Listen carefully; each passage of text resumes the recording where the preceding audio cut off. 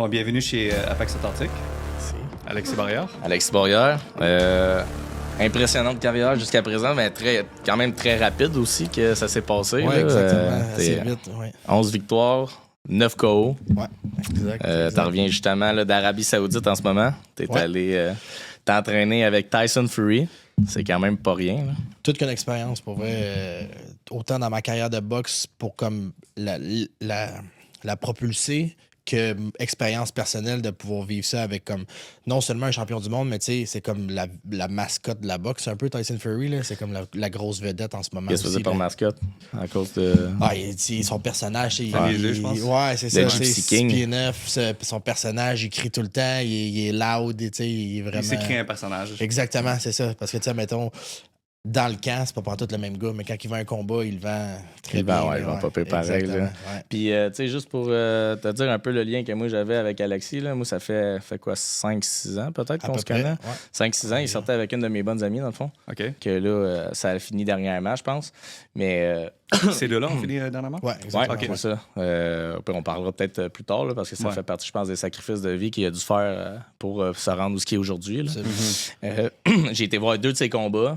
Un qui est gagné par décision, puis l'autre, c'était au Casino de Montréal, puis le gars, son genou, je pense que ça a disloqué ou quelque chose du genre. C'est ça, exactement. Ouais, ça a duré, je pense, 1 minute 30. Comment ça fonctionne? Tu gagnes automatiquement? Ou... Ouais, ben dans le fond, ce qui est arrivé, c'est que je l'ai frappé sur le menton, puis il est comme devenu mou un peu, puis en steppant sur son genou, la rotule a carrément déboîté. Ouais, exactement. Fait que tu sais, dans ce temps-là, il est pas capable de se relever, c'est un coup, fait que c'est considéré comme un TKO, un KO technique, exact. Parce qu'anyway, tu l'avais pas né un coup. Ouais, exact. Mais aussitôt qu'il y a un boxeur de blessé dans le combat, si c'est une coupure, là, ça va aller à la carte de pointage. Ça veut dire que si jamais le docteur arrête le combat parce que la coupure est trop grosse, ils vont aller souvent à la carte de pointage qui gagnait. Sinon, si c'est une blessure, t'es plus capable de te battre, ça va automatiquement une défaite puis une victoire à l'autre adversaire. Ouais. Je comprends. Mais ça... Un sujet que tu sais pas, même si on s'est parlé pas mal avant que ça commence à tourner. Là. Puis lui, il aime pas ça quand je fais ça. Là, mais Paris, c'est un ancien champion canadien de boxe aussi. Amateur. Amateur. Quelle année?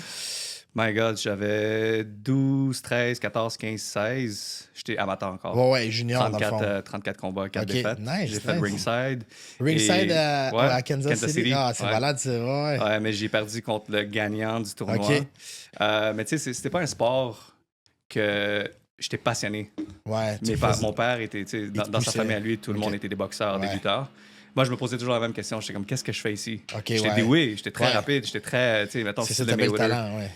Mais, tu sais, c'était pas le sport que je trouve qui était fait pour moi. OK. Parce que je me posais des questions. Quand j'étais en championnat, j'étais comme, qu'est-ce que je fais ici? Ouais, c'est le pas une bonne question que tu dis, là. Non, c'est ça, exactement. Ouais. Mais il y en a beaucoup que c'est comme ça aussi, honnêtement, que j'ai vu avec l'expérience. Ça fait longtemps que je suis là-dedans, là, 86 combats amateurs. J'ai été, moi aussi, champion canadien, mais senior, j'étais sur l'équipe nationale. Puis je voyais beaucoup aussi des alentours, les gars, ils stressaient, puis ils se demandaient qu'est-ce qu'ils faisaient là. Des fois, tu te poses la question, surtout dans des gros poids où ça commence à être dangereux. Si t'es pas là parce que t'en manges, c'est ta passion. Non, un coup rendu à ton poids, là, qui est comme le plus lourd. Là, une shot, ça peut. Ouais, puis tu sais, ça fait mal. C'est rough. Les gars sont gros. Mais ça, c'est le fun. La douleur, on peut le prendre. Ouais, exactement. Ça, c'est cool. C'est le fait de pas perdre. C'était ça mon stress. Ça te joue dans la tête. Ouais, toi, comment tu le prends? Écoute, ça fait tu sais, mettons, amateur, j'aimais pas ça, c'est sûr. Là, mais j'ai toujours eu un beau mindset que je me disais que ma carrière amateur, parce que je savais que j'allais être pro. Moi, toute ma jeunesse, mon rêve, c'était de devenir boxeur pro, champion du monde. Ça fait que je savais que ma carrière amateur, c'était à titre d'apprentissage. Fait que j'étais là, je vais essayer de faire le plus de combats possible, builder mon expérience internationale, affronter tout le genre de boxeurs. Tu sais, j'ai affronté le Russe qui était 6 pieds 6, 2,80, un monstre. J'ai affronté le Cubain qui était 5 pieds 8, les mains super rapides. Tu sais, tous les styles différents. Bons, ouais, c'est les meilleurs. Fait que, tu sais, c'est 450 combats amateurs, tu sais, des légendes de la boxe, je les ai toutes affrontées. Puis je me disais que, tu sais, je me donnais à 100%, j'ai 8 défaites sur 86 combats amateurs, tu sais. Puis, mais ces 8-là, j'étais comme, OK, ça m'a appris, qu'est-ce que ça m'a appris? Puis honnêtement, je suis content de les avoir eus parce que sinon, ma tête aurait été grosse comme ça. Puis j'aurais sûrement pas été où je suis aujourd'hui. Tu sais, ça te ramène sur terre, ça te ramène humble. Puis tu comprends que c'est de l'expérience. Puis c'est du travail à faire. Si t'avais été pro trop vite, peut-être que là, t'aurais eu des défaites. Parce que aussi, en ce moment, t'as quand même une fiche parfaite. Ouais. Puis on ne se le cachera pas qu'en ce moment, on dirait c'est un enjeu. On dirait que c'est super important pour les boxeurs dans la nouvelle génération d'avoir le 0 à la fin. Ouais, dernièrement, la boxe, elle commence à changer tranquillement. Puis ça, c'est beaucoup grâce à l'Arabie Saoudite. Riyad Season, qui appelle, c'est le prince Turki à la mèche. Lui, ce qu'il apporte, c'est que il ramène les combats qu'on veut voir parce qu'ils ont tellement de ressources puis d'argent qu'ils vont payer assez cher les boxeurs pour s'affronter. Fait que là, en ce moment, la beauté du sport, c'est que les gars sont prêts à s'affronter, puis c'est pas si grave que ça si t'as un 1 au lieu du 0. Ça commence à revenir comme un peu le UFC. Le UFC, les meilleurs affrontent les meilleurs. Oui, tu perds, regarde, ça fait chier, mais sinon, tu repars, puis tu regagnes, puis tu remontes. Fait que, tu sais, ça recommence à faire ça. Sinon, tu sais, tu recules de 2-3 ans. Une défaite, on dirait que tu reculais de 2 ans là, de ta carrière. Il fallait que tu recommences, puis ça chutait vraiment. On dirait beaucoup, que, quand même, exemple, Mayweather, là, c'était quelque chose qui se faisait reprocher, qu'il affrontait pas du monde fort. Il l'appelait Chicken Mayweather ou Chicken Weather, une affaire de même, justement, parce qu'il y avait une fiche parfaite, mais à cause qu'il refusait des gros combats pour garder son 0, je pense. Là. C'est lui qui a apporté ce syndrome-là, la peur de perdre le 0, parce que les années de la boxe, encore là, ils ont comme descendu un peu. Là, en ce moment, la boxe n'a jamais été aussi populaire que ça. Aujourd'hui, si on regarde aujourd'hui, c'est le plus populaire que la boxe a été depuis les années 90, mettons. Mais après les années 90, où ce que Mayweather il a fleuri, c'était pas mal la grosse vedette. Il n'y avait pas tant d'engouement dans les autres sphères. Tu sais, les polos, il y avait les Klitschko, mais c'était à l'autre bout en Europe. Fait que personne vraiment, si tu connaissais pas la boxe vraiment, tu savais pas c'était qui. Tu sais, c'est toutes des affaires. Qu'est-ce que tu penses qui a donné comme un boost? Parce que moi, je pensais qu'exemple, les YouTubers, ça faisait descendre la cote. Parce qu'exemple, le YouTuber Jake Paul, Logan Paul, qui sortent un peu de nulle part. Surtout Jake, qui est quand même autant haï que aimé selon. Il est soit très haï ou très aimé. Dans le fond, lui, il est vraiment 50-50. Là. À cause de sa personnalité. Puis, tu sais, lui, il affronte toutes des stars un peu du UFC dans la boxe, mais on dirait qu'il fait en sorte que c'est une joke, en quelque sorte. Là, ça fait du show. T'sais. Ouais, c'est un spectacle. C'est plus un peu comme la lutte. Un combat de boxe. Moi, ce que tout le monde me demande souvent, cette opinion-là, qu'est-ce que t'en penses, tout ça. Honnêtement, il emmène tellement de monde à écouter la boxe. Puis, tu sais, les petits jeunes là, qui suivent Jake Paul, mais là, ils vont s'intéresser à la boxe. Puis là, ils s'intéressent à Jake Paul, ils s'intéressent à l'autre boxeur avant, qui était un vrai boxeur qui s'est battu. Puis là, tu sais, ça commence comme ça. Fait que ça veut dire qu'il y a beaucoup plus de visionnement en ce moment dans la boxe. Puis je pense que c'est un peu grâce à eux aussi. Fait que moi, où ce que ça l'arrête, c'est quand ils me disent que c'est un bon boxeur, puis il y a des chances d'être champion du monde, puis qu'il va être classé. Je suis comme non. Ça, c'est impossible. Il commence. Tu sais, il commence. Je te dis pas qu'il pourrait pas être bon. Tu l'affronterais-tu ou? Moi, je l'affronterais, mais tu sais, il est trop léger. Là. Je suis 2,48 en ce moment. Lui, il se bat à 185 ou 200, là, son dernier combat. Ouais. Mais tu t'es battu plus bas aussi. Là. À 2,24, ouais, Bridgeweight. Dans le fond aussi, toi, t'es combienième au monde dans ton poids à toi? Là, 38e poids lourd, puis Bridgeweight qui est 2,24, je suis 7e au monde. 7e. Ouais. Ça, tu veux pas retourner là? Non, c'est ça. C'est une nouvelle catégorie en ce moment. Puis vu que c'était une nouvelle catégorie, le classement était vraiment plus petit, fait que tu montes plus vite. Mais honnêtement, en ce moment, il y a tellement de visibilité, c'est poids lourd, on se le cachera pas. L'argent est là en ce moment dans les poids lourds. Puis je performe mieux que faire un weight cut puis aller là. Fait que j'aime mieux rester pour l'eau pour moi puis mon futur aussi. Pour l'eau, quand t'es une personne déjà lourde à la base comme toi, tu sais, t'es quoi, 6 pieds 4, 6 pieds 5, 250, ça, tu sais? Exact. Tu sais, à 6 pieds 4, 250 livres, mais poids normal, santé, ça doit être bien plus avantageux pour toi de faire ça que d'avoir justement à perdre toute ton eau pour la peser, qui est quoi, une journée avant? Ouais, c'est ça. Après ça, t'es comme un peu fucké le lendemain pour ton combat, veux pas, je pense. Là, c'est si sûr que besoin de descendre trop. T'as un protocole à suivre. Puis tu sais, quand tu es à ce niveau-là, tu t'entoures d'experts qui l'ont déjà fait. La seule différence, c'est que, admettons, quelqu'un qui s'est battu à 168 toute sa vie, il a fait des weight cuts, puis il a fait des diètes, puis il a fait tu sais, il s'est déshydraté pour un combat, fait qu'il est habitué. Moi, je l'ai jamais fait. Fait que la première fois que je l'ai fait, il fallait que je perde 12 livres le matin même de la peser. Aïe. J'ai rushé, là. Comment ça fonctionne un weight cut, dans le fond? Tu peux-tu l'expliquer, mettons? Moi, si j'ai... Comme là, je suis 210. Exemple, j'aurais besoin de descendre à 190 pour demain. C'est ça. C'est quoi que je fasse? C'est sûr que ta diète, plus que tu t'approches du combat, tu coupes les carbs. Puis la semaine avant le combat, tu vas manger beaucoup plus salé. Tu vas manger, tu vas commencer à prendre des... c'est comme du bois d'écorce que ça s'appelle. Puis c'est un diurétique. Ça veut dire que tu vas pisser plus, tu vas pisser... Puis il y a plein de techniques différentes, mais la journée la plus grosse où ce que tu peux flusher le plus d'eau, c'est 20 minutes dans un bain vraiment, vraiment chaud. OK, avec du sel d'Epsom, parce que ça va sortir. La sueur, ça. Puis après ça, tu sautes 20 minutes dans un sauna suit avec des couvertes, tout ça. Puis là, après ça, tu regardes. Fait que là, mettons, mon premier que j'ai fait, j'ai flushé 6 livres. Tu repars. Tu refais ça jusqu'à temps que tu ailles le poids que tu veux. Ça te fatigue pas, ça, dans le combat? Brûlant. Non, parce que le lendemain, tu sais, c'est que tu as un protocole à suivre. Fait que, admettons, la pesée est finie, là, tu recommences à manger graduellement. Puis je te dirais que le soir, tu te ressens normal. Mais tu sais, la veille de mon combat, j'étais 2,36. Je me suis pesé à 2,24, puis à mon combat, j'étais à 2,36. Fait que tu reprends ton poids quand même. C'est un peu comme rapidement. un jeûne, ça, on m'a dit. Le monde qui jeûnait pendant longtemps, là, qui pouvait pas. J'ai un ami, là, David, lui, il a fait un jeûne, je pense, quasiment à 7 jours, je pense. C'est malade. Ça se peut-tu? Ça se peut, Je m'en souviens plus par cœur. Je m'en souviens plus par cœur le jeûne qu'il a fait. Il a passé dans un podcast, là, il a raconté son jeûne, justement. Là.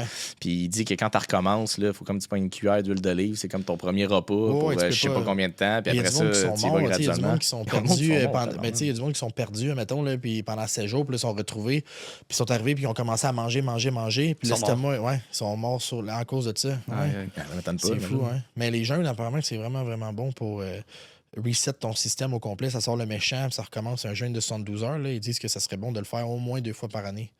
OK, pour tout reset, pour les maladies aussi, hein, je pense, pour les cellules cancéreuses. Exactement, ça va tout manger. Je m'en avais parlé un peu, là, mais autant que... Je suis un peu comme toi là-dessus, je suis bien TDAH, là, fait que c'est des fois quand t'as beaucoup d'informations qui rentrent d'un coup, je pars d'un bord de l'autre, je retiens les grandes lignes qu'il me dit, je repose au spray les questions quand je sais que je vais avoir besoin de quelque chose à un moment même, c'est là que je me concentre. Je sais pas si c'était le même un peu toi aussi, j'ai des connaissances générales, mais quand tu le sais que ça va être, t'en as besoin genre là, c'est là que tu vas focusser, puis là tu vas l'apprendre comme il faut, mais c'est parce que ça, il y a tellement d'affaires à apprendre dans la vie, puis à chaque fois t'apprends de quoi, tu flushes de quoi, je pense, là, en théorie. Mais tu sais, petite parenthèse avec ça, un de mes bons amis, son bon ami, il est plus vieux que moi, il a pogné le cancer du cerveau, cancer généralisé. Il est allé faire un jeûne de 80 jours en Allemagne, puis il est revenu, ça a tout tué. Puis encore aujourd'hui, ça fait peut-être 15 ans de ça. À rien est revenu. C'était des cycles, j'imagine, pour faire 80 jours. Non, 80 jours d'une shot. D'une shot? C'est possible? Oui, tu peux faire. Ouais. Mais tu sais, tu bois, c'est ça qu'il m'expliquait, là, c'est de l'eau, citron, poivre de Cayenne, puis du sel, des électrolytes, puis t'es capable de survivre. Tu pourrais survivre avec ça, ouais. Puis ça a tout tué son cancer, puis encore aujourd'hui, 15 ans après, il est encore vivant. Je serais pas surpris. C'est fou, hein? Parlant de ça, toi, mettons, une diète de boxeur, ça ressemble à quoi? Ben, tu sais, c'est sûr que je suis poids lourd. Ouais. Fait que moi, je mange pas vraiment nécessairement pour être beau physiquement, mais je mange pour l'énergie. Fait que, moi, je vais manger beaucoup. Par contre, c'est vraiment structuré. Je suis pas obligé, encore une fois, vu que je suis pas lourd, j'ai pas de poids à respecter, mais vu que je veux être le meilleur de moi-même, je vais faire la meilleure diète possible pour avoir le plus d'énergie. Fait que c'est sûr que, je mange quasiment autour de 5000 calories par jour. 5000 calories par jour? Fait que quand on va sortir de ça, tu vas avoir faim. J'ai tout le temps faim. ça grossit ton appétit. Au début, tu trouves ça rough, mais à un moment donné, tu t'habitues, puis ton estomac grossit, on dirait. Fait que là, mon appétit est assez... Tu brûles aussi beaucoup de calories. Là. Exactement. Lui, il s'entraîne quoi? 2 à 3 par jour, tout dépendant des journées. Ça s'entraîne 2 à 3 fois par jour? Mettons 7 jours? Ça ressemble à quoi tes trainings? Comme, mettons, à camp d'entraînement, lundi, mardi, jeudi, vendredi, c'est boxe le matin, puis sparring le soir. Sparring, c'est vraiment, on met des casques, des gants, puis c'est une pratique de combat. Tu tapes avec quelqu'un. Ouais, c'est ça. Mercredi, samedi, c'est course le matin, boxe le midi, puis muscu le soir. Fait que c'est pour ça du lundi au samedi, dimanche off. Puis course, tu cours quoi, 10 km? Tout dépendant où ce que tu es dans ton camp d'entraînement. C'est tout périodisé. Fait que c'est sûr que quand tu commences au début, tu vas faire des plus longues courses, plus lentes. Puis plus que tu rapproches du combat, tu shorts ça plus vite. Puis enfin, c'est des sprints. Plus de longueur. Ouais. Je me souviens, moi, je faisais la boxe quand j'étais plus jeune. C'est pour ça que j'avais voulu recommencer avec toi, mais je me suis cassé le poignet. Il était supposé comme m'entraîner, mais je pense que c'est direct en même temps que je m'en allais commencer. Le poignet est casse, là, je suis plus capable de le plier pendant tout. Puis de possibilité de faire ça. Mais quand j'étais jeune, puis que je boxais, ma soeur, elle sortait avec, tu dois le connaître, les jumeaux Lamoureux, Kenny puis Jesse Lamoureux. Elle sortait avec Kenny. Ouais, ma soeur, elle sortait avec Kenny. Lui, là, il était en forme, ça n'avait pas de sens. Puis lui, il allait courir, là, il devait courir 10 ou 20 km par jour en boxant. Ouais, c'était des champions canadiens, les deux. Quelque chose, Lamoureux. C'est 2 frères jumeaux, champions canadiens, mais pas dans le même poids, mais ils étaient petits. C'était comme, je pense, des 5 pieds 3, 5 pieds 4. 120, 130 livres. Ouais, c'est ça, 122. Un à 122, puis l'autre à 132. Puis il se faisait tester là, tout le temps. Il allait dans les écoles, le monde. Les toughs, là, comme se battre avec eux autres, genre. Juste pour dire, je me suis battu. T'as-tu déjà eu des. Non, toi, non, t'es bien trop gros, dans le fond. C'est eux autres, ils étaient plus petits. Quand j'étais jeune, un peu plus. Mais le monde voulait te tester. Même aujourd'hui, tu pognes des gars chauds, là, ils veulent toujours. C'est ça, c'est fatigant, mais tu t'apprends. C'est ça, désamorcer ça. C'est une arme blanche, dans le fond. Ben oui, exactement, c'est ça. Puis pas juste ça. Je veux dire, j'ai rien à prouver à personne, là, surtout pas à point nu. Si tu tues quelqu'un ou whatever, c'est fini. Là, tu peux pas prendre la chance non plus de. À chaque fois que tu vois des UFC fighters ou des boxeurs dans des vidéos, moi, c'est quelque chose que j'aime bien faire. Je voyais sur YouTube, j'ai écrit exemple Real Fighter versus. Puis j'aime ça quand le monde mange un peu des volets. Genre pas des volets, mais des leçons. Des leçons, ils se mettent 5 pour essayer de voler quelqu'un. Il y en a qui méritent quasiment ça. C'est juste que tu risques tellement beaucoup le faire que t'es aussi bien pas. Mais tu m'as déjà conté une situation. À un moment donné, on était au resto, puis t'étais à Saint-Jean. Puis il y avait un gars, je pense, qui était en train de se faire battre. T'es intervenu comme pour le protéger. Ouais. Ben, en fait, c'est parce qu'avant, ça fait quoi? Ça va faire 4 ans que je fais ça à temps plein, mettons. Puis avant ça, j'étais doorman dans un bar et tout. Fait que là, dans le bar, il est arrivé une situation où le gars, il s'est fait sucker punch dehors. Puis je suis sorti dehors, puis j'étais allé l'aider. Puis j'avais pas vu l'autre, il s'avait poussé. Puis j'ai pas vu, il est revenu dans mon angle mort. Puis il est allé leur frapper encore. Puis j'ai juste eu le temps de prendre le gars par le collet comme ça. Puis il y avait la police là-bas. Puis je l'ai traîné jusqu'à la police. Puis j'ai donné à la police. Puis après ça, je suis allé loader. Écoute, il y avait tout ça fracturé. Il a fallu qu'il mette une plaquette de métal. Il parlait, puis les deux bouts, ils bougeaient comme séparément. Là. Ouais, c'était pauvre petit. Là, là, ça, c'est lui qui se faisait. Fait que c'est Doorman, dans le fond. Ouais, exactement. Non, moi, je suis charpentier. Mettons, pardon du début. Tu sais, mettons, même moi, je connais pas ton enfance, toutes tes affaires. C'est ça. Dans le fond, j'ai commencé à jouer au foot. J'étais vraiment bon au foot aussi. Mais tu es de où à base? À Québec. Ouais, je viens de Québec. Puis j'ai commencé à jouer au foot. J'étais vraiment bon. J'habitais dans un petit quartier avec plein de petits gars, mon âge, des amis. Puis un des boys qui s'appelle Sam, il m'a dit, gars, viens essayer à la boxe. J'ai commencé ça. Puis je l'ai essayé une fois. Puis je suis tellement tombé en amour avec le sport. J'ai lâché le foot. J'ai tout lâché. Ça fait quel âge, dans ce temps-là? J'avais secondaire 3, fait que mettons 14-15 ans. Ouais, c'est ça. Puis tu vois, j'ai fait 2-3 combats juniors. Après ça, avec la vie, tout ça, je suis comme déménagé à Saint-Jean. J'avais arrêté pendant 1 an. Puis je m'entraînais à muscu dans un gros gym, le Pro Gym à Saint-Jean. Puis l'autre bord, je savais pas, il y avait un gym de boxe. Moi, j'avais parqué en arrière, il y avait une porte de garage qui était ouverte. J'ai checké ça, j'ai fait comme « Oh! » Tu sais, j'avais même pas l'intention de recommencer, honnêtement. J'ai rencontré Marc-André Gauthier, qui est encore mon coach aujourd'hui. Puis il dit, viens l'essayer. Puis tu vois, à partir de cette journée-là, avec lui, j'ai fait 46 combats en 1 an et demi. Je suis tombé champion canadien. 46 combats en 1 an et demi? 1 an et demi. On se battait tout le temps en compétition. Et c'était pas genre en même temps que le COVID en plus, une histoire non, j'ai commencé pro dans le COVID. Ok, t'as commencé pro dans le COVID. Ouais, c'est ça. Puis tu vois, j'ai été, après ça, 2017, j'ai gagné le championnat canadien senior. Là, ils m'ont emmené à Montréal. J'allais habiter à Montréal. Puis j'ai fait continentaux, partout, compétition internationale. Pourquoi t'as passé de Québec à Saint-Jean-sur-Richelieu? Besoin de changement. Québec, c'est une petite ville. C'est à quel âge tu as déménagé? J'avais 19, 18. Ouais. OK. Puis c'est une petite ville, Québec. Écoute, c'est vraiment. Je trouve que c'est le même monde tout le temps. Puis j'avais l'impression que je devenais tout ce que mes amis étaient. Puis mes amis, c'est des bums. Je m'en venais un bum dans le fond. Là. Puis j'ai toujours plein d'ambition. Je trouvais que je perdais mon temps là-bas. Puis mon père est déménagé à Saint-Jean. Puis il y avait une nouvelle femme là-bas, fait que je suis allé comme la rencontrer. Puis son voisin, il avait une compagnie de construction. Puis il m'a dit, gars, il dit, je cherche du monde, si jamais tu veux, je te fais passer tes cartes, puis je te fais passer par le bassin. Fait que c'est ça que j'ai fait. C'est la dure réalité excuse-moi de couper, la dure réalité de la boxe, ou est-ce qu'il faut que tu travailles aussi en même temps pour soutenir financièrement? Exactement, c'est ça, c'est rough. C'est comme, j'appelle ça un leap of faith. Quand tu commences pro, si tu veux aspirer à aller loin, t'as pas le choix de faire ça à temps plein. T'sais, avoir un emploi, honnêtement, c'est pas facile avec travailler. Imagine travailler 40 heures semaine puis aller essayer de faire 2 trainings par jour.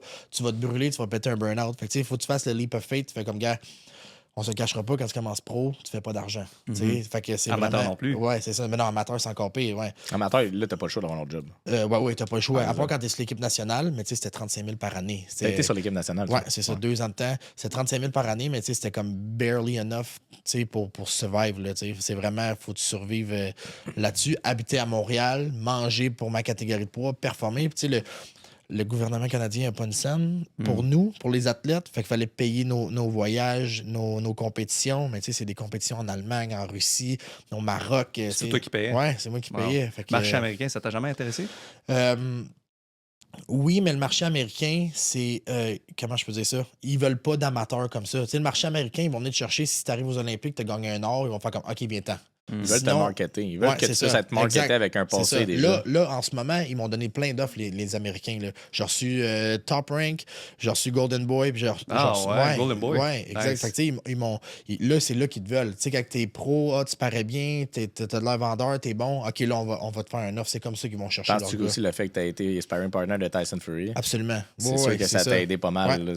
Est-ce que c'est suite à ça qu'ils t'ont invité? Oui, exactement. C'est suite à ça. Puis, honnêtement, je me suis rendu compte qu'aujourd'hui, à la boxe, c'est même plus comment t'es bon, c'est qui tu connais puis comment tu vends. Comme dans tout. Ouais.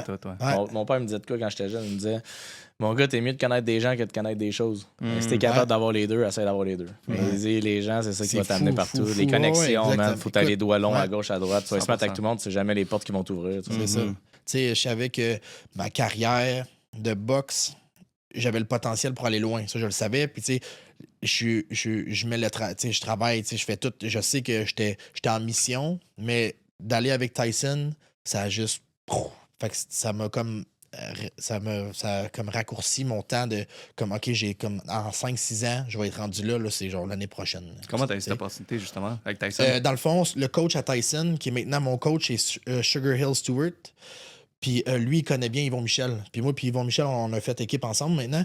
Puis il m'a dit, gars, je vais t'envoyer là-bas parce qu'il se battait contre Usyk. Moi, je suis gaucher. Usyk, c'est un gaucher. Il est un peu plus petit que moi, mais on se ressemble beaucoup. Très le même style de boxe, un peu vite, qui bouge, contre-attaque. Puis Sugar Hill, il a dit à Yvon, écoute, il dit, gars, je le connais pas. Je vais l'emmener une semaine. Puis je vais te dire mon honnête opinion, puis je te dis, s'il fait pas le job, je le renvoie. Ça, c'est en Angleterre, hein? Non, ça c'est le deuxième, c'est en Arabie Saoudite. Ouais. Fait que dans le fond, j'ai été 2 fois, il s'est coupé. Fait qu'on est retourné, le combat est annulé. En Angleterre, que c'est? Ouais. Non, dans le fond, en Arabie, à 1 semaine ou 2 semaines du combat, c'est supposé d'être au mois de février, le combat. Puis il a reçu un coup de coude, fait qu'il s'est coupé. Fait que le combat est annulé et a été reporté en mai. Fait que là, après ça, je suis retourné en Angleterre puis Arabie pour son combat. Ouais. Fait que ça t'a donné une belle opportunité les 2 fois. Ben oui, exactement. Puis tu vois, quand je suis arrivé en Arabie, après le premier sparring avec Tyson, Sugar, il a appelé Yvon, puis il a dit, garde, je le garde pour tout le camp. Ça. Puis à la fin du camp, il est venu me voir, Sugar, puis il dit, t'as tellement de potentiel, j'aimerais vraiment ça travailler avec toi, qu'on fasse une équipe ensemble. On se le cachera pas, je veux dire, ça m'ouvre tellement de portes à avoir ce coach-là aussi. Il est à 8 champions du monde à son actif. 8 champions du monde, c'est qui, mettons, les champions, je suis curieux? C'est ça, il y a Tyson, il y avait les Klitschko. C'était lui, ouais. Puis son oncle, il y a Adonis Stevenson, c'était le coach à Adonis ici. Ouais, exactement. Il y a Andrew Durrell, puis l'autre, j'ai Badou Jack, mais je pense pas que c'est Badou Jack, mais c'est lui que j'ai en tête. Adonis, ça, c'est une belle situation qui s'est passée malheureusement pour lui. Ouais, c'est triste. Hein? C'est triste. Ouais, très triste. Il était à son pic, je pense. Ouais, exactement. T'as-tu contact avec lui ou? Ouais, on se connaît très bien. Même, on s'est vu au dernier combat au casino aussi, justement. Là. Ouais. Fait que c'est ça. Puis à partir de ce temps-là, je suis devenu comme. Puis Tyson, puis moi, on est devenus comme ça aussi. Fait que c'est comme mon grand frère un peu. Puis il a tellement un grand cœur, ce gars-là. C'est fou. Il me dit, gars, il dit, je vais te suivre, je vais te chapeauter, je vais te montrer exactement comment faire pour vendre un combat. Fait que les journées médiatiques, je n'étais pas obligé d'être là, là. Il m'emmenait, je passais la journée avec, puis il était comme, regarde comment je fais ça, comment je vends un combat, ça va être toi bientôt. Tu sais, il est vraiment. C'est comme rendu, c'est ça, un grand frère. Là. Je suis vraiment chanceux d'avoir pu vivre ça. Puis commencer ma deuxième partie de ma carrière de boxe avec ça. Là. Ça a l'air qu'autant que c'est un tough, ce gars-là, il y a beaucoup de bons commentaires, comme quoi il a un petit grand cœur, puis qu'il laisse tout le temps. Il est intéressé aux gens. Vraiment. Il veut vraiment aider le monde. Vraiment. Écoute, quand tu le vois avant ses combats, il a pas l'air de ça. Il a l'air d'un tough aussi. Puis je pense que c'est un ancien. Il y avait des troubles de consommation aussi. Oui, lui, en fait, il a comme toutes les maladies mentales possibles quasiment. Là. Il est bipolaire, maniaco-dépressif. TDAH, l'autre, je ne m'en rappelle plus, mais il y a vraiment des gros problèmes. Puis la seule chose qui le tient, c'est la boxe. C'est la boxe, ouais. Fou, pareil. Ouais, c'est vraiment un phénomène. Mais écoute, juste, j'ai jamais vu ça, je sais pas comment il fait. On était à sa ville, Morecambe, ça s'appelle, en Angleterre. Puis on marchait dehors, juste moi et lui, puis on parlait à tous les 5-10 secondes, il y a quelqu'un. Photo. Il n'y a pas une fois, je l'ai vu comme. Tu sais, non. Ben oui, gros sourire, face, je le tienne, je suis plus grand, tu sais. Le plus grand cœur, gentil avec tout le monde, donne à tout le monde. Tu sais, j'étais là-bas, je suis payé pour être là, il me donne de l'argent pour la bouffe, je suis logé, nourri. Tu sais, il est vraiment, honnêtement, c'est Mais c'est qu'il se souvient aussi que c'est grâce à eux autres aussi s'il peut vivre ça. Ben oui. Son succès, oui, c'est grâce à lui-même, je suis d'accord, mais c'est grâce aussi à les gens qui payent pour voir ses combats. Exactement. Les gens qui l'admirent, les gens qui continuent à le follow-up et à le cheer-up. Fait que tu peux pas vraiment cracher sur un fan que la seule chose qu'il veut, c'est une photo avec toi. Là, non, c'est des ça. fois, quand tu vois ça, des vedettes, ils sont fâchés. Puis même moi, par expérience, je veux dire, ça fait longtemps que je suis dans le domaine, j'en ai vu des boxeurs pros qui ont même pas accompli 20% de ce que Tyson a accompli, puis ils n'arrivent pas à s'achever de même, là, sont bêtes, ils se prennent pour un autre, ils s'en foutent, ils sont comme j'ai pas le temps, des affaires de même. Là. Fait que t'es comme, OK, t'apprends du top à mes yeux, à moi, puis t'es comme, OK, c'est ça que je veux être, là, rendu là. C'est quoi les choses primordiales que t'as appris, mettons, de Tyson, que ça t'a marqué pour le reste de ta vie? Qui t'a changé, mettons. La force mentale, ce gars-là est incroyable, puis tu sais, écoute, il me contait sa vie, ça n'a pas été facile, il a toujours continué. Puis je vais vous donner un exemple, comment il est. Vous allez comprendre un peu dans la sphère de sa vie. Mon premier camp d'entraînement avec, OK, on s'en va faire une grosse musculation. On est comme à 2 semaines, fait que c'est là qu'on pousse le plus, OK? Puis à la fin, on est crevé, là. Le coach, il nous fait faire 5 minutes de planche, OK? On vient de faire des abdos, je suis crevé, puis moi, mentalement, je suis comme, OK, il faut que je me rende à 5, Fait qu'on est plein de gars, toute l'équipe ensemble, on le fait tout. Après 2 minutes et demie, tout le monde a lâché. Je shake de partout, lui, il lâche pas. Je le sais qu'il shake, il trouve ça dur, là. D'un, il est 6 pieds 9, 280 livres, il est plus gros que moi, il est mal à manger, tu sais, physiquement, là, il est bizarre, mais il continue, on shake les deux, on se rend 3 minutes, 4 minutes. À 5 minutes, je fais comme, je l'ai eu, je lâche mes genoux, il me regarde, il a fait 1 minute et demie de plus. Juste en me regardant, tu comprends? Ouais. Juste de même. Il est comme, le montrer. Exact. En sparring, on était supposé de faire 6 rounds ensemble. Après mon 6, j'étais crevé, j'ai tout donné, mais j'étais content, j'étais comme, man, j'ai eu le dessus de A à Z. Je suis comme, OK, là, tu sais, ma confiance est. Il me regarde, il fait 2 de plus. Je suis là, fuck. On s'est rendu à 15 rounds. Oh my God.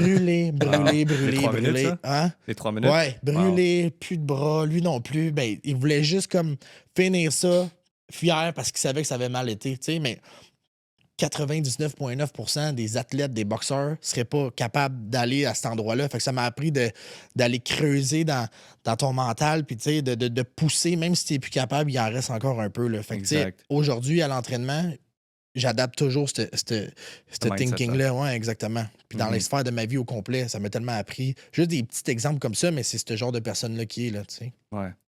Ouais. Mais pour un boxeur, t'as tellement pas l'air d'un boxeur. Je veux dire, c'est sûr que t'as pas l'air d'un boxeur. C'est vrai, hein? Je me l'air d'un boxeur. Physiquement, je veux dire, ton nez n'est pas cassé. Exact. Ton arcade. Ben, il a cassé. C'est ça le pire. Il a cassé, mais j'ai plus de cartilage dedans. Ouais. J'étais en Allemagne. Je venais de gagner une compétition en Allemagne amateur. Puis mon nez était cassé. Puis le docteur en Allemagne, tu sais, les cartables de prof de gym là, en carton dur, là, comme là, il me parle, mais il parle pas anglais. Je comprends rien. Je viens de gagner, juste m'en aller. Puis il met le cartable là, puis il a juste fait. 2 coups de même, ça l'a cassé bien drette. Je me suis mis à pisser le sang, 2 yeux au beurre noir. Ça a comme enflé ici, puis tu vois, il a guéri. T'avais le nez pété, t'as replacé ça. Il n'y a pas le choix.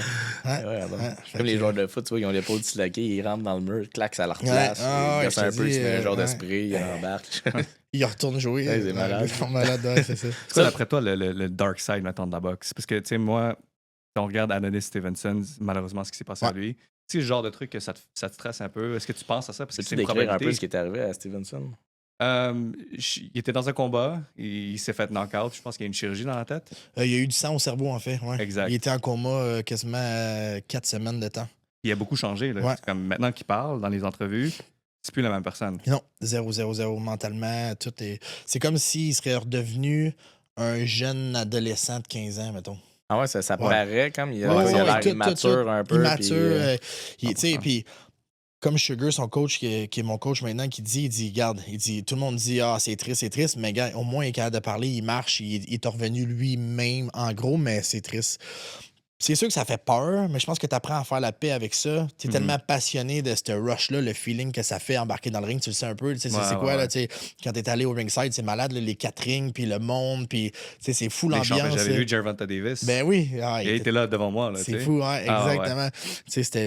Fait que le feeling de ça fait en sorte que tu es prêt à oublier tout le côté comme dangereux aussi. Puis je pense que poids lourd, pour excéder là-dedans, puis aller plus loin que les autres, il faut que tu fasses la paix avec le knockout. Parce que honnêtement, on se le cachera pas, c'est sûr que ça va arriver. C'est sûr qu'un jour, je vais manger un coup, puis tu vas tomber. Tu le sens que ça va arriver un jour? Ben, c'est normal. On est poids lourd. Tu l'as accepté, ouais. Ben oui, je l'ai accepté, ça fait longtemps. Fait que j'ai pas peur de ça quand j'embarque dans le ring. Fait que juste ça, je pense que je suis prêt à faire des choses que les autres sont pas nécessairement. Si tu as la peur, tu vas avoir une réticence d'essayer un coup ou de prendre un risque pour donner un coup, tu comprends? Puis la paix avec ça, il faut que tu le fasses. Il faut juste que tu t'arranges que quand ça arrive, tu sois quand même assez loin dans ta carrière. Pas comme, mettons, tu sais, à mon 12e combat, je me fais geler, là, t'es comme, tu sais. Ouais. Parlant d'un gros combat aussi, là, ça avait été quand même médiatisé pour toi, justement, que tu l'as mis KO, le Brainwood. Là. Ouais. C'est quoi tout l'engouement face à ce combat-là? C'était quoi ce gars-là? Un combat avant toi, je pense, il avait comme knocké un gars super violemment. Ou exactement. C'est quoi qui est arrivé? C'est que lui, il s'avait déjà battu ici avec Eye of the Tiger quelques fois. Puis c'est un gros cheval, 6 pieds 5, 6 pieds 6. Non. Il est immense. Il s'est battu contre Keane, puis il avait donné vraiment de la misère à Simon Keane. Puis c'était comme 50-50. Puis moi, à mon 6e... C'est-tu mon 6e? Non, mon 7e combat... Ouais, c'est ça, mon 6e combat, excuse. Après mon 6e, lui, il était 14 victoires, 2 défaites, puis c'est un Canadien. Puis j'ai dit à mon promoteur dans le temps, c'est lui que je veux, tu vas me chercher lui. Je veux faire un gros statement. Tu sais, je veux pas prendre n'importe qui des jambons saucisses, puis, tu sais, ou un Mexicain que t'arrives là, puis tout le monde sait que je vais gagner. C'est sûr. On en voit beaucoup aujourd'hui. Oui, exactement. Je voulais faire un statement que je suis là pour, justement, monter dans le classement. Puis non seulement ici, mais je savais que ça allait jaser partout aussi. Fait que on a réussi à l'avoir. Mais lui, il aime ça parler.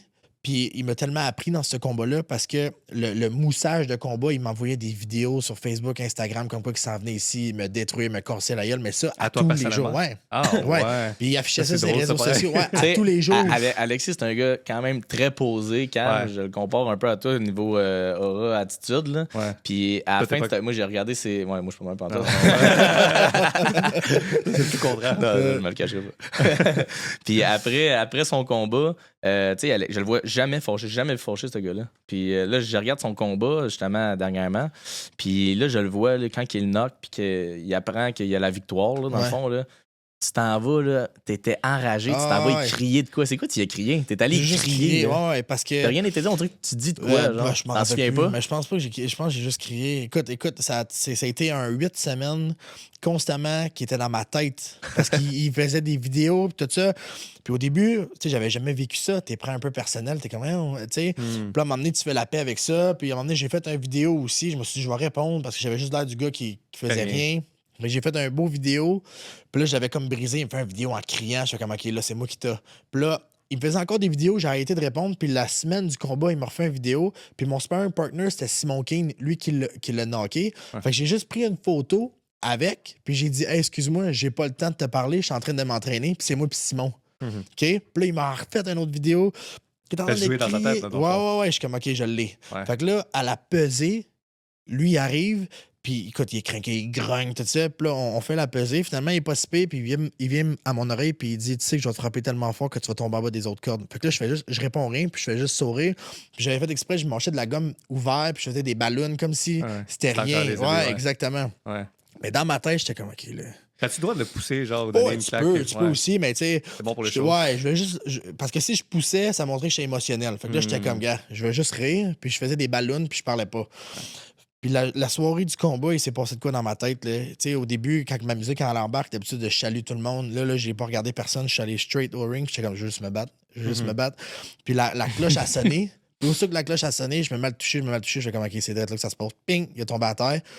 Puis la façon que je me sentais, j'étais comme, je voulais qu'il se relève, moi. J'étais comme, je veux finir ça en beauté. C'était insane. C'est la photo que je t'ai montrée tantôt, là, puis je vais la mettre. 1 minute 20 secondes. Ouais. Ouais. Fait que ça a été une bonne chose qui t'a provoqué dans le fond. Ouais, exactement. Puis ça m'a appris parce que le combat après, c'est le combat à Châteauguay.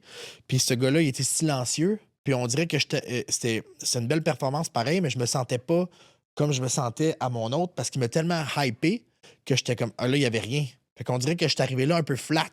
Puis ma performance a été belle. J'ai fait une belle performance, puis ça a bien été, mais je me connais. J'étais pas optimum genre à ce que je pouvais avoir. Fait que ça m'a appris aussi que chaque combat que je fais maintenant, je me hype comme si c'était Braidwood un peu. C'est ça le process de combat en combat. T'apprends sur toi, t'apprends sur tout. C'est exactement ça. Ouais. Tu t'es rentré dans le flow, là. Ouais, exactement. Ouais. Non, c'est beau. Toi? Oui. Tu as parlé un peu au début, tu sais, comme quoi il t'envoyait des vidéos. Toi, tu as commencé ta carrière amateur essentiellement avant que les réseaux sociaux soient ce qu'ils sont aujourd'hui. comment est-ce que ça a changé la game pour vous, des boxeurs professionnels, avant les combats? C'est tout maintenant. C'est quasiment plus important que le combat, les réseaux sociaux, qui que t'es, qui que tu vends.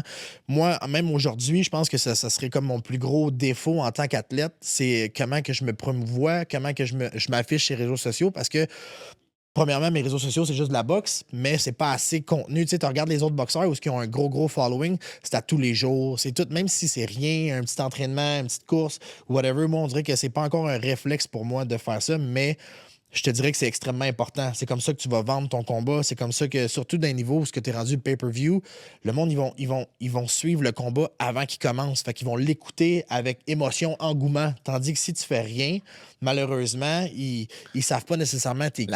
La grosse force des YouTubers, là, Jake Paul, Logan Paul, là, qui créent un hype incroyable, là, justement, que c'est pas nécessairement les meilleurs boxeurs. On en parlait tantôt. Mais ils créent tellement un hype derrière tout ça que ça devient les combats. Je pense que Logan Paul a eu le combat pay-per-view le plus payant de l'année 2022-2023 contre Mayweather. Ouais, contre Mayweather. Puis après ça, c'est Jake contre je sais plus trop qui. Puis encore là, Jake Paul s'en va se battre contre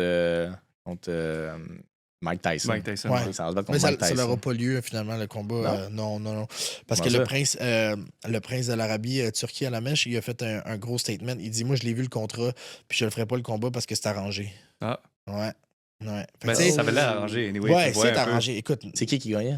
Hein? Il l'a-tu dit? C'est sûr, c'est Jake Paul qui allait gagner. Ça fuckait toute la légende de Mike Tyson. Il a déjà fucké d'une certaine manière. Ouais, exact. Mais tu sais, je veux dire, il y a 60 ans. Ouais. Je veux dire, rendu là, c'est comme on disait tantôt, c'est rendu un spectacle, c'est un show. C'est comme la lutte un peu. Ouais. C'est un peu la lutte. Je veux dire, respect, il embarque dans le ring contre l'autre. Je pense pas qu'il vienne de se battre, Jake Paul. Je pense pas que c'est un combat arrangé parce qu'il a mangé des bons coups aussi, mais ça reste que c'est un show.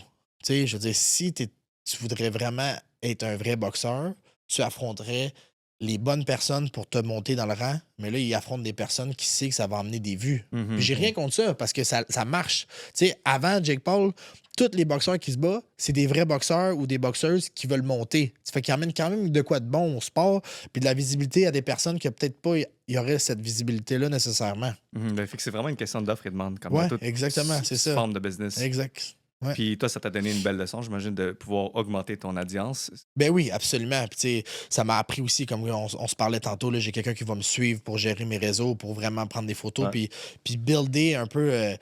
Je suis qui, moi, non seulement dans le boxe, mais à l'extérieur. Il y a beaucoup de personnes qui me disent, le monde, ils veulent pas juste voir ça. Qu'est-ce que je fais à l'extérieur, des choses comme ça, mais pas juste la boxe, mais c'est un peu pour ça que tu es ici aujourd'hui, que tu as accepté. Ben oui, absolument. On est chanceux de t'avoir. C'est quand même le deuxième podcast que tu fais. Puis tu as eu beaucoup de demandes. Le premier podcast, ça fait plus longtemps. C'est comme en décembre que tu avais fait, je pense. Oui, je pense que oui, l'année passée. Tu as eu des interviews et tout. Là, mais c'est important que le monde sache qui que tu es. Moi, c'est ce que je te parlais tantôt. Puis ce qui est bon avec Apex Authentique, ce qu'on vise, nous autres, c'est d'aller viser comme plus derrière les rideaux. Là, ce que les gens ne connaissent pas de toi, qui ne voient pas de toi, les sacrifices que tu as dû faire pour te rendre ce que tu es. On va se lancer un peu plus là-dedans aussi. Le monde voit la pointe de l'iceberg. Il voit comme genre Alexis, champion canadien, on va commencer à s'intéresser à lui. Mais OK, mais c'est quoi qui se passe en dessous? C'est quoi? Comment tu fais pour te rendre là? C'est ça qui inspire le monde.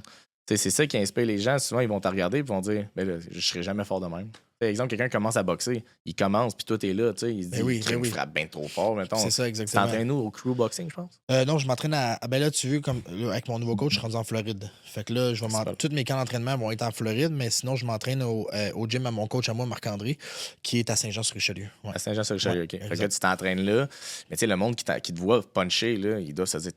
Ben oui, mais t'as pas toujours frappé de même. Oui, t'as toujours eu un talent, mais t'as pas toujours frappé de même. Là. Fait que c'est important que le monde puisse se comparer avec toi plus avant. Puis j'ai déjà été ce kid-là qui me regarde. Exactement. Pour pas qu'il se décourage, là, justement, puis qu'il se dise un jour, je vais pouvoir me rendre là, parce qu'il a déjà été comme moi, ou je suis peut-être même plus avancé de comment que lui était avant. Exactement. C'est ça. Puis, c'est ça. Ouais. Puis, non, puis c'est sûr qu'on se le cachera pas, c'est pas facile, mais je pense que c'est comme n'importe quel sport professionnel pour te rendre là. Il faut de la drive, il faut de l'ambition, il faut que tu aies une force mentale. Puis c'est dans n'importe quoi aussi. Vous êtes en immobilier, le trading, c'est des choses comme ça. Si tu le fais comme « je vais voir ce que ça va donner », ça ne marchera jamais. Si tu le fais, tu es comme « gars, je me donne, je lance tout là-dedans, je le fais à 100%, puis regarde, si ça marche pas, mais au moins, je vais pouvoir dire, gars, je me suis donné au complet. Puis c'est souvent ce monde-là qui réussit à réussir dans la vie, dans n'importe quoi, que ce soit leur travail, que ce soit dans le sport, que ce soit faire de la musique. C'est toutes des choses où que, mentalement, il faut que tu sois prêt à faire comme, gars, je donne tout, corps et âme.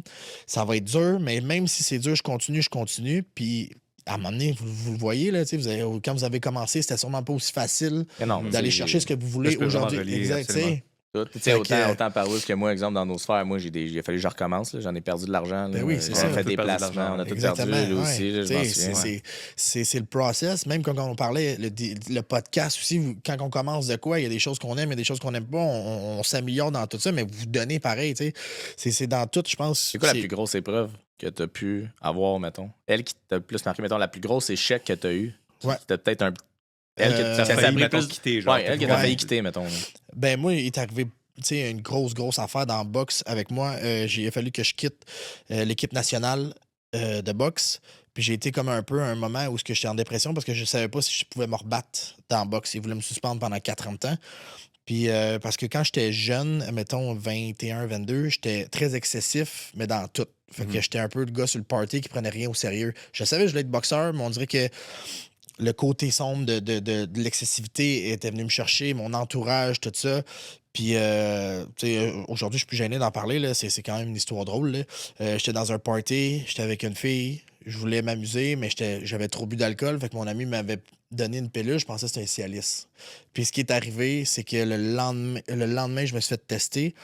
Puis les Cialis étaient coupés. Ils faisaient dans le même press que des stéroïdes.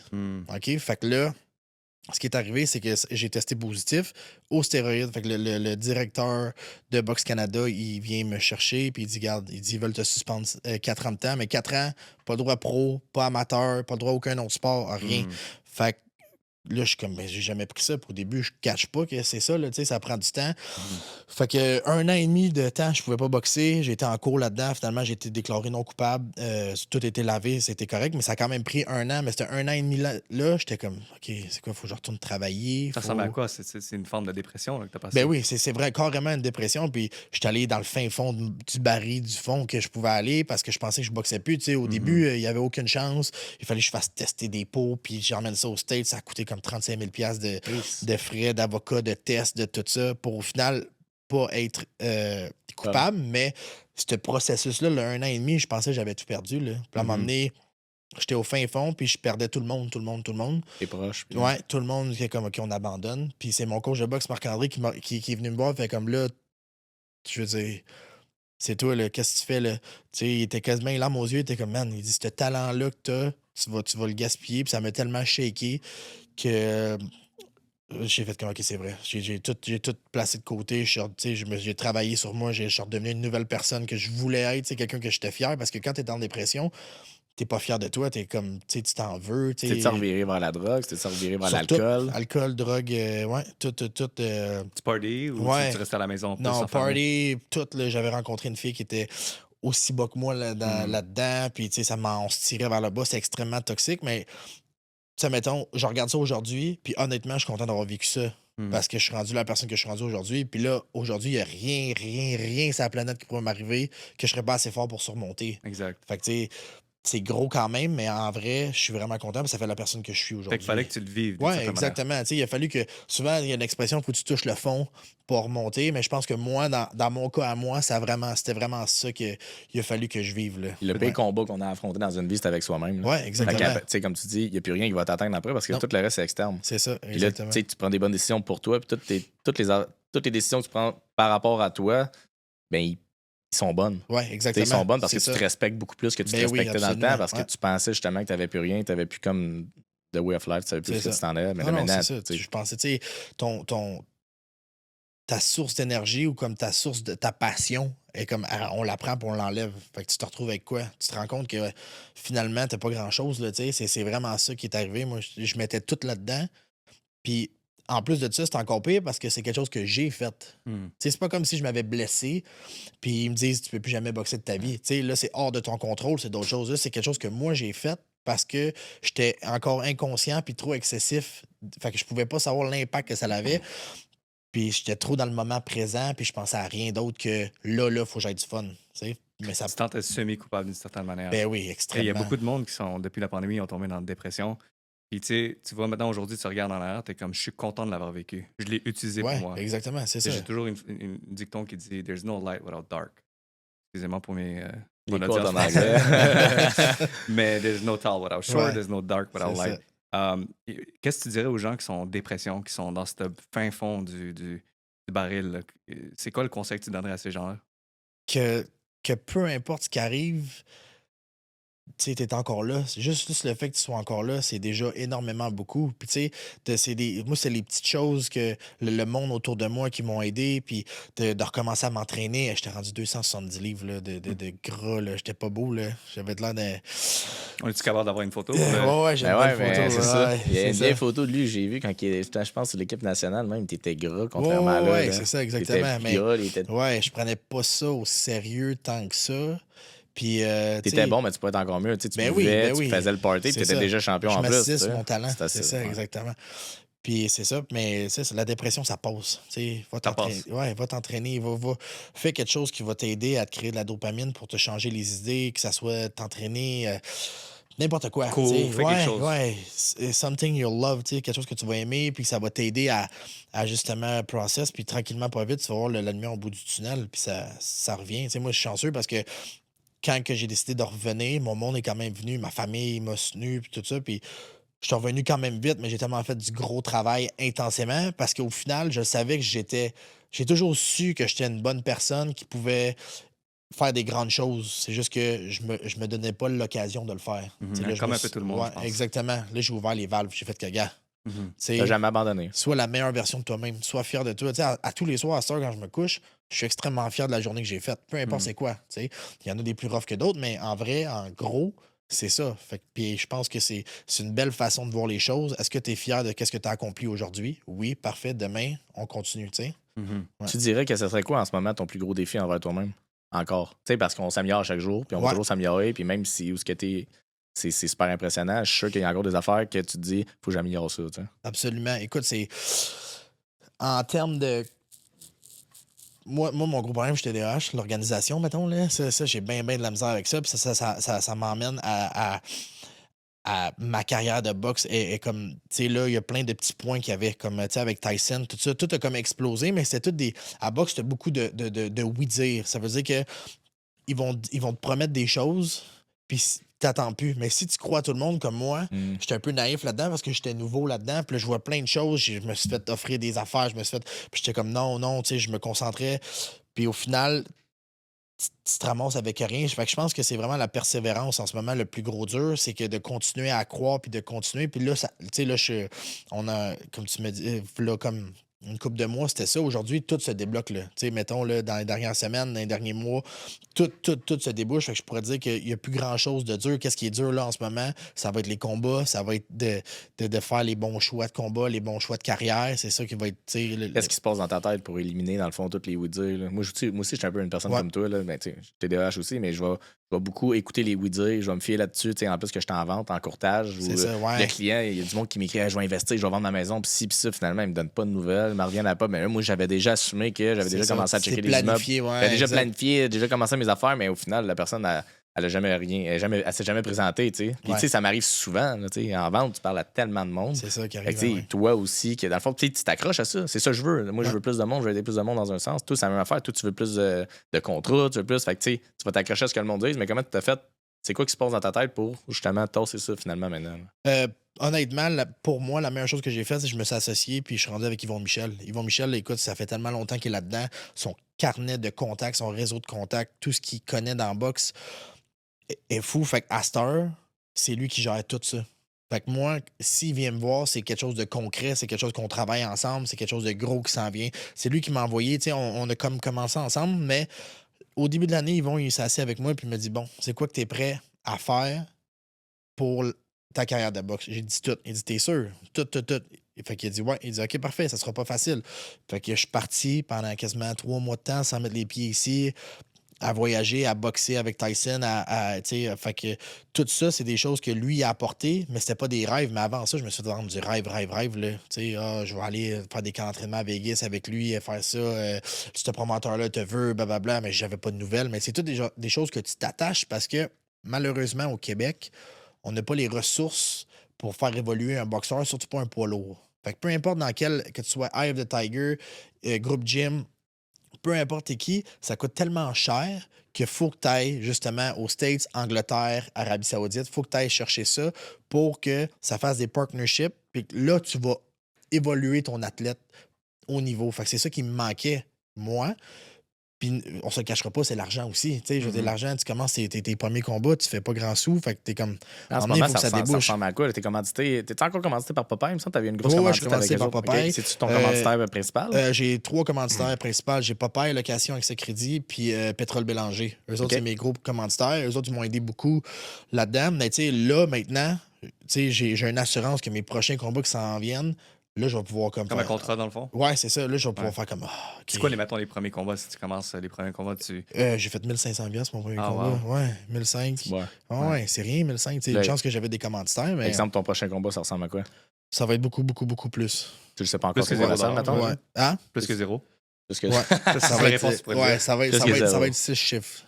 Ah ouais? Ouais, fait que tu sais, c'est un combat. Ouais, mais c'est parce qu'il y a un hype pendant un an. Ouais, puis c'est l'Arabie, puis c'est tout ça. Puis eux autres, ils niaisent pas, ils ont de l'argent. Tu sais, je veux dire, juste Tyson, son dernier combat, il a fait 85 millions. 85 millions? Ouais. Tyson, ça? Ouais, puis beau, là, il sort le 23 décembre, il fait 110. Ouais. Ça ressemble à quoi, mettons, t'as 85 millions, c'est pas juste à toi, t'as une équipe. Ouais, dans le fond. Comment tu partages ça? Dans le fond, c'est tout. On a toute une équipe, on signe, mettons. Fait que tu donnes un pourcentage normalement. Tu as 2 coachs, fait que c'est 5% chaque de ta bourse. Préparateur physique, c'est soit que tu le payes ou tu donnes un pourcentage. Puis tu as ton gérant que tu donnes un pourcentage aussi, qui est 15%. Fait que ça, mais tu sais, en finale, au début, tu te fais comme c'est gros, mais ça rentre dans des dépenses. Fait que ton retour d'impôt, ouais, c'est ça. Fait que, tu sais, c'est quand même pas si payé que ça. Là. Puis mettons quelqu'un qui nous écoute en ce moment et qui aurait envie d'avoir son nom sur tes shirts à ton prochain combat. Là. Ouais. Un exemple. Là. Ouais. Comment ça fonctionnerait? Mettons, c'est combien qu'il faudrait qu'il te paye? Tout dépendant où ce que c'est. Est-ce que ça dépend aussi du commanditaire? Y a-tu un commanditaire que ça lui coûterait moins cher qu'un autre, mettons, qui voudrait te commanditer? Pas nécessairement. Ben, ça dépend qu'est-ce que tu m'offres. Mettons, location, il me donne un auto. Fait que c'est sûr que le monétaire qu'il me donne après le combat, c'est moins gros que, mettons, Pétrole Bélanger qui fait juste me donner de l'argent. Tu comprends? Popeye, c'est la même chose. Il me donne des suppléments. J'ai des suppléments gratuits. J'ai accès à iCryo, les chambres hyper froides, les saunas infrarouges, tout ça. J'ai accès à tout ça gratuit. Fait que c'est sûr que le montant est moins... Tout dépendant c'est quoi l'échange qu'on a, mais ça revient un peu où ce que tu es sur mes shorts. C'est-tu un T-shirt? C'est-tu une calotte? J'ai comme un dossier de commandite qu'on appelle. Là. Fait que c'est un dossier, puis chaque place sur mes shorts, c'est indiqué combien que ça coûte. Puis, mais t'as un sentiment d'appartenance, c'est le fun. Exactement, parce que ben oui. Popeye, utilise leur produit. Ben oui, c'est ça. Puis on fait une belle équipe aussi. Puis autant que je les utilise, ils m'utilisent. Ils font comme des shootings avec moi sur l'inspiration, les choses. Ouais, c'est ça, des pubs. Fait que c'est le fun aussi. Puis je trouve ça cool d'avoir des commanditaires d'ici parce que je viens d'ici. Fait que même si je vais aller me battre en Arabie ou même si je vais me battre en Angleterre, ce que je veux, c'est toujours revenir ici puis me battre ici puis garder mon fanbase ici.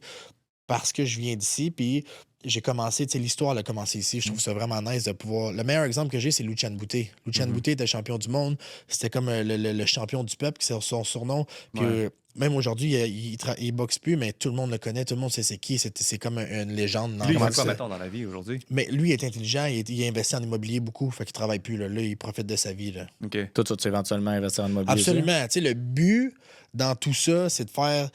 Oui, être champion du monde. Oui, faire ça. Mais après, tu sais, on se le cachera pas. La carrière d'un boxeur, 36, 37, 38, c'est pas mal le temps que tu prends ta retraite. Faut que tu aies fait assez d'argent. Moi, mon but personnel, c'est de faire assez d'argent pour après ça, faire juste ce que j'ai envie de faire. Pas retourner travailler, pas retourner avoir une job, whatever. J'ai envie de vivre ma vie, profiter. Parce que là, de là à 38, c'est que des sacrifices. Puis c'est que tu travailles. Fait que, tu sais, je trouve ça tellement triste, le monde, qu'ils font tout ça, puis après, ils ont tout dépensé parce qu'ils ont essayé de vivre trop jet set, qu'ils sont obligés justement de revenir faire des combats. Puis c'est là que tu vois qu'il y a du monde qui se blesse, des choses comme ça. C'est pas facile non plus, là, quand, exemple, là, vous n'avez pas beaucoup d'argent quand vous êtes amateur, c'est difficile financièrement. Puis à un moment donné, tu commences à goûter à l'argent, puis de gérer ton émotion face à beaucoup d'argent d'un coup. c'est super difficile là, parce que justement, tu veux commencer à profiter, fait que tu vas flober. Moi, j'ai passé par là comme que j'avais jamais vraiment fait d'argent. Puis quand j'ai commencé à faire du courtage, ça a comme explosé d'un coup, 46 transactions dans une année. Puis j'ai fait tabarouette, c'est quoi cet argent-là? J'ai jamais vécu d'argent. Parce que pompier, c'est pas le plus gros salaire qui existe non plus. On a beaucoup d'avantages. C'est super bon. Mais quand j'ai goûté à ça, là, je me suis mis à flober de l'argent comme un con. Là, il a fallu qu'après ça, je me replace parce que c'était vraiment pas bon. Toi, quand tu vas toucher tout cet argent-là, t'es trop discipliné présentement, j'imagine. T'as trop travaillé sur toi-même pour. Puis aussi, ça, tu croches. T'as-tu un désir de vouloir tant que ça dépenser? Pas pour l'instant. Je veux, comme je te dis, j'aime mieux builder un empire un peu, puis comme construire de quoi à l'extérieur de la boxe, comme ça, quand que je vais avoir fini, je vais pouvoir m'asseoir sur ça, puis faire vraiment développer plus ou coacher des jeunes, aller comme là, je suis en train de travailler sur monter un programme de conférence pour aller dans les écoles puis aller parler aux jeunes un peu puis les motiver dans les écoles. Ça, c'est quelque chose qui m'intéresse beaucoup parce que je trouve que la motivation d'un jeune, c'est tellement important. Puis de voir quelqu'un de performer, tout ça, t'es comme, wow, tu veux faire ça, ça peut t'aider. Surtout les jeunes dans les milieux difficiles. Je suis allé en faire un dans une école de boxe à Longueuil, puis j'ai adoré ça, mon expérience. L'école de boxe? C'était l'école de boxe Longueuil, je pense, ou Olympique. Ouais, exactement, c'est l'école secondaire. Là. Ouais, Technobox, ouais. Bonvenu, oui. Oui, exactement, c'est ça. Puis ils ont un programme sport-études avec l'école, puis c'est tous des enfants qui n'ont pas nécessairement les moyens. Tu sais, la boxe, c'est pas le sport qui coûte le plus cher en équipement et tout ça. Fait qu'il y a beaucoup d'enfants aussi que les parents ils vont emmener là parce que le hockey, tout ça, le football, ça coûte beaucoup plus cher justement en stock. Puis ces jeunes-là, j'ai adoré la réception qu'ils ont eu de m'avoir, tu sais, de voir le feeling d'encourager, puis de wow, tu sais, ça, j'ai adoré ça. Fait que si je peux donner ça à plus de monde possible, moi, ça va faire mon bonheur, là. Puis aussi, tu sais, j'ai une équipe autour de moi. Moi, je me suis entouré de personnes qui font en sorte que tout est contrôlé. Je peux pas partir en fou puis dépenser. Tu sais, tout mon argent que je fais, ça va tout dans ma compagnie à moi. Il n'y a rien qui rentre dans mon compte à moi. Puis j'ai un accès limité là-dedans parce que je me connais. Je sais comment je suis. Fait que j'aime mieux mettons que tu veux de l'argent, tu n'as pas accès. Il faut que tu demandes à quelqu'un. Oui, exactement. Fait que ça te contrôle. Exactement. Mais ça, c'est super bon. Oui, exactement. J'ai juste été intelligemment face à comment je suis. Tu sais, hyperactif, tu le sais, tu l'es. C'est excessivité en partant. Fait que autant que je peux être excessif dans la boxe, si j'ai un gros montant d'argent, les chances sont que je vais être tannant puis je vais aller acheter quelque chose de stupide. Là, chose que tu aurais dû faire, toi. Ben, moi, j'ai un adjoint à temps plein. Ça fait 1 an et demi, là, Mallory, qui est avec moi. Puis elle me traite souvent d'idiot. Elle me gère plus en ce moment, tu sais. Parce que justement, à un moment donné, elle avait une facture de 5 000 dans un bar, là, quand je l'échappais. 5 000 dans un bar, là. Parce que tu sais à quel point c'est de l'argent vraiment gaspillé. Gaspillé totalement. Là, c'est genre, tu as eu du fun une soirée, le lendemain, 5 000 de moins dans ton compte, tu te dis à moitié parce que justement, pour que ça allait coûter 5 000, tu en as dépensé en style. Tu as acheté de l'alcool, tout. Elle me la remet tout le temps en face. Là. Fait que, ça m'aide à me contrôler un peu. Là. Mais ça fait sans elle, ça fonctionnait pas. Fait que je comprends un peu ton. Moi, quand j'ai commencé en immobilier, je le savais que je serais pas capable de me rendre où ce que je suis aujourd'hui si j'avais pas quelqu'un qui était structuré alentour de moi. Fait que, dès le début, quand j'étais chez Angel Volkers avec une ancienne équipe, Cédric Benoît puis Vincent Fortin, ils m'avaient fourni un adjoint, eux autres. Ils m'avaient fourni un adjoint. Fait que je pouvais performer sur les relations personnelles avec les gens. Puis développer des contacts, et ainsi de suite. Je pouvais performer là-dessus et pas me concentrer sur genre, je vais faire de la paperasse. Que moi, exemple, faire un papier, ça peut me prendre 4 heures, ce que mon adjoint qui est capable de se focus en 20 minutes, elle le finit. Parce que je sais pas comme toi, là, mais je vais penser à plein d'affaires. Je ressens ça, puis je suis comme pas capable d'enlever les distractions, un peu dans un sens. C'est pas ça ma force. Non. Fait que tout de suite, je me sens un petit peu entouré, un peu comme toi, d'un adjoint qui me structure puis qui fait toute ma vie entière pour pouvoir focus sur les bonnes affaires. Un peu comme toi. Exact, c'est ça. Si tu pensais à tout au début, comme c'est ça qui doit être plus dur quand tu commences, puis t'as pas les moyens de pouvoir t'entourer correctement. C'est ça, exactement. Puis honnêtement, moi, j'ai été chanceux parce que ça, c'est beaucoup à cause de mon préparateur physique, Jeffrey Megalizzi. Lui, c'est un gros préparateur physique vraiment renommé. Ça arrive sud.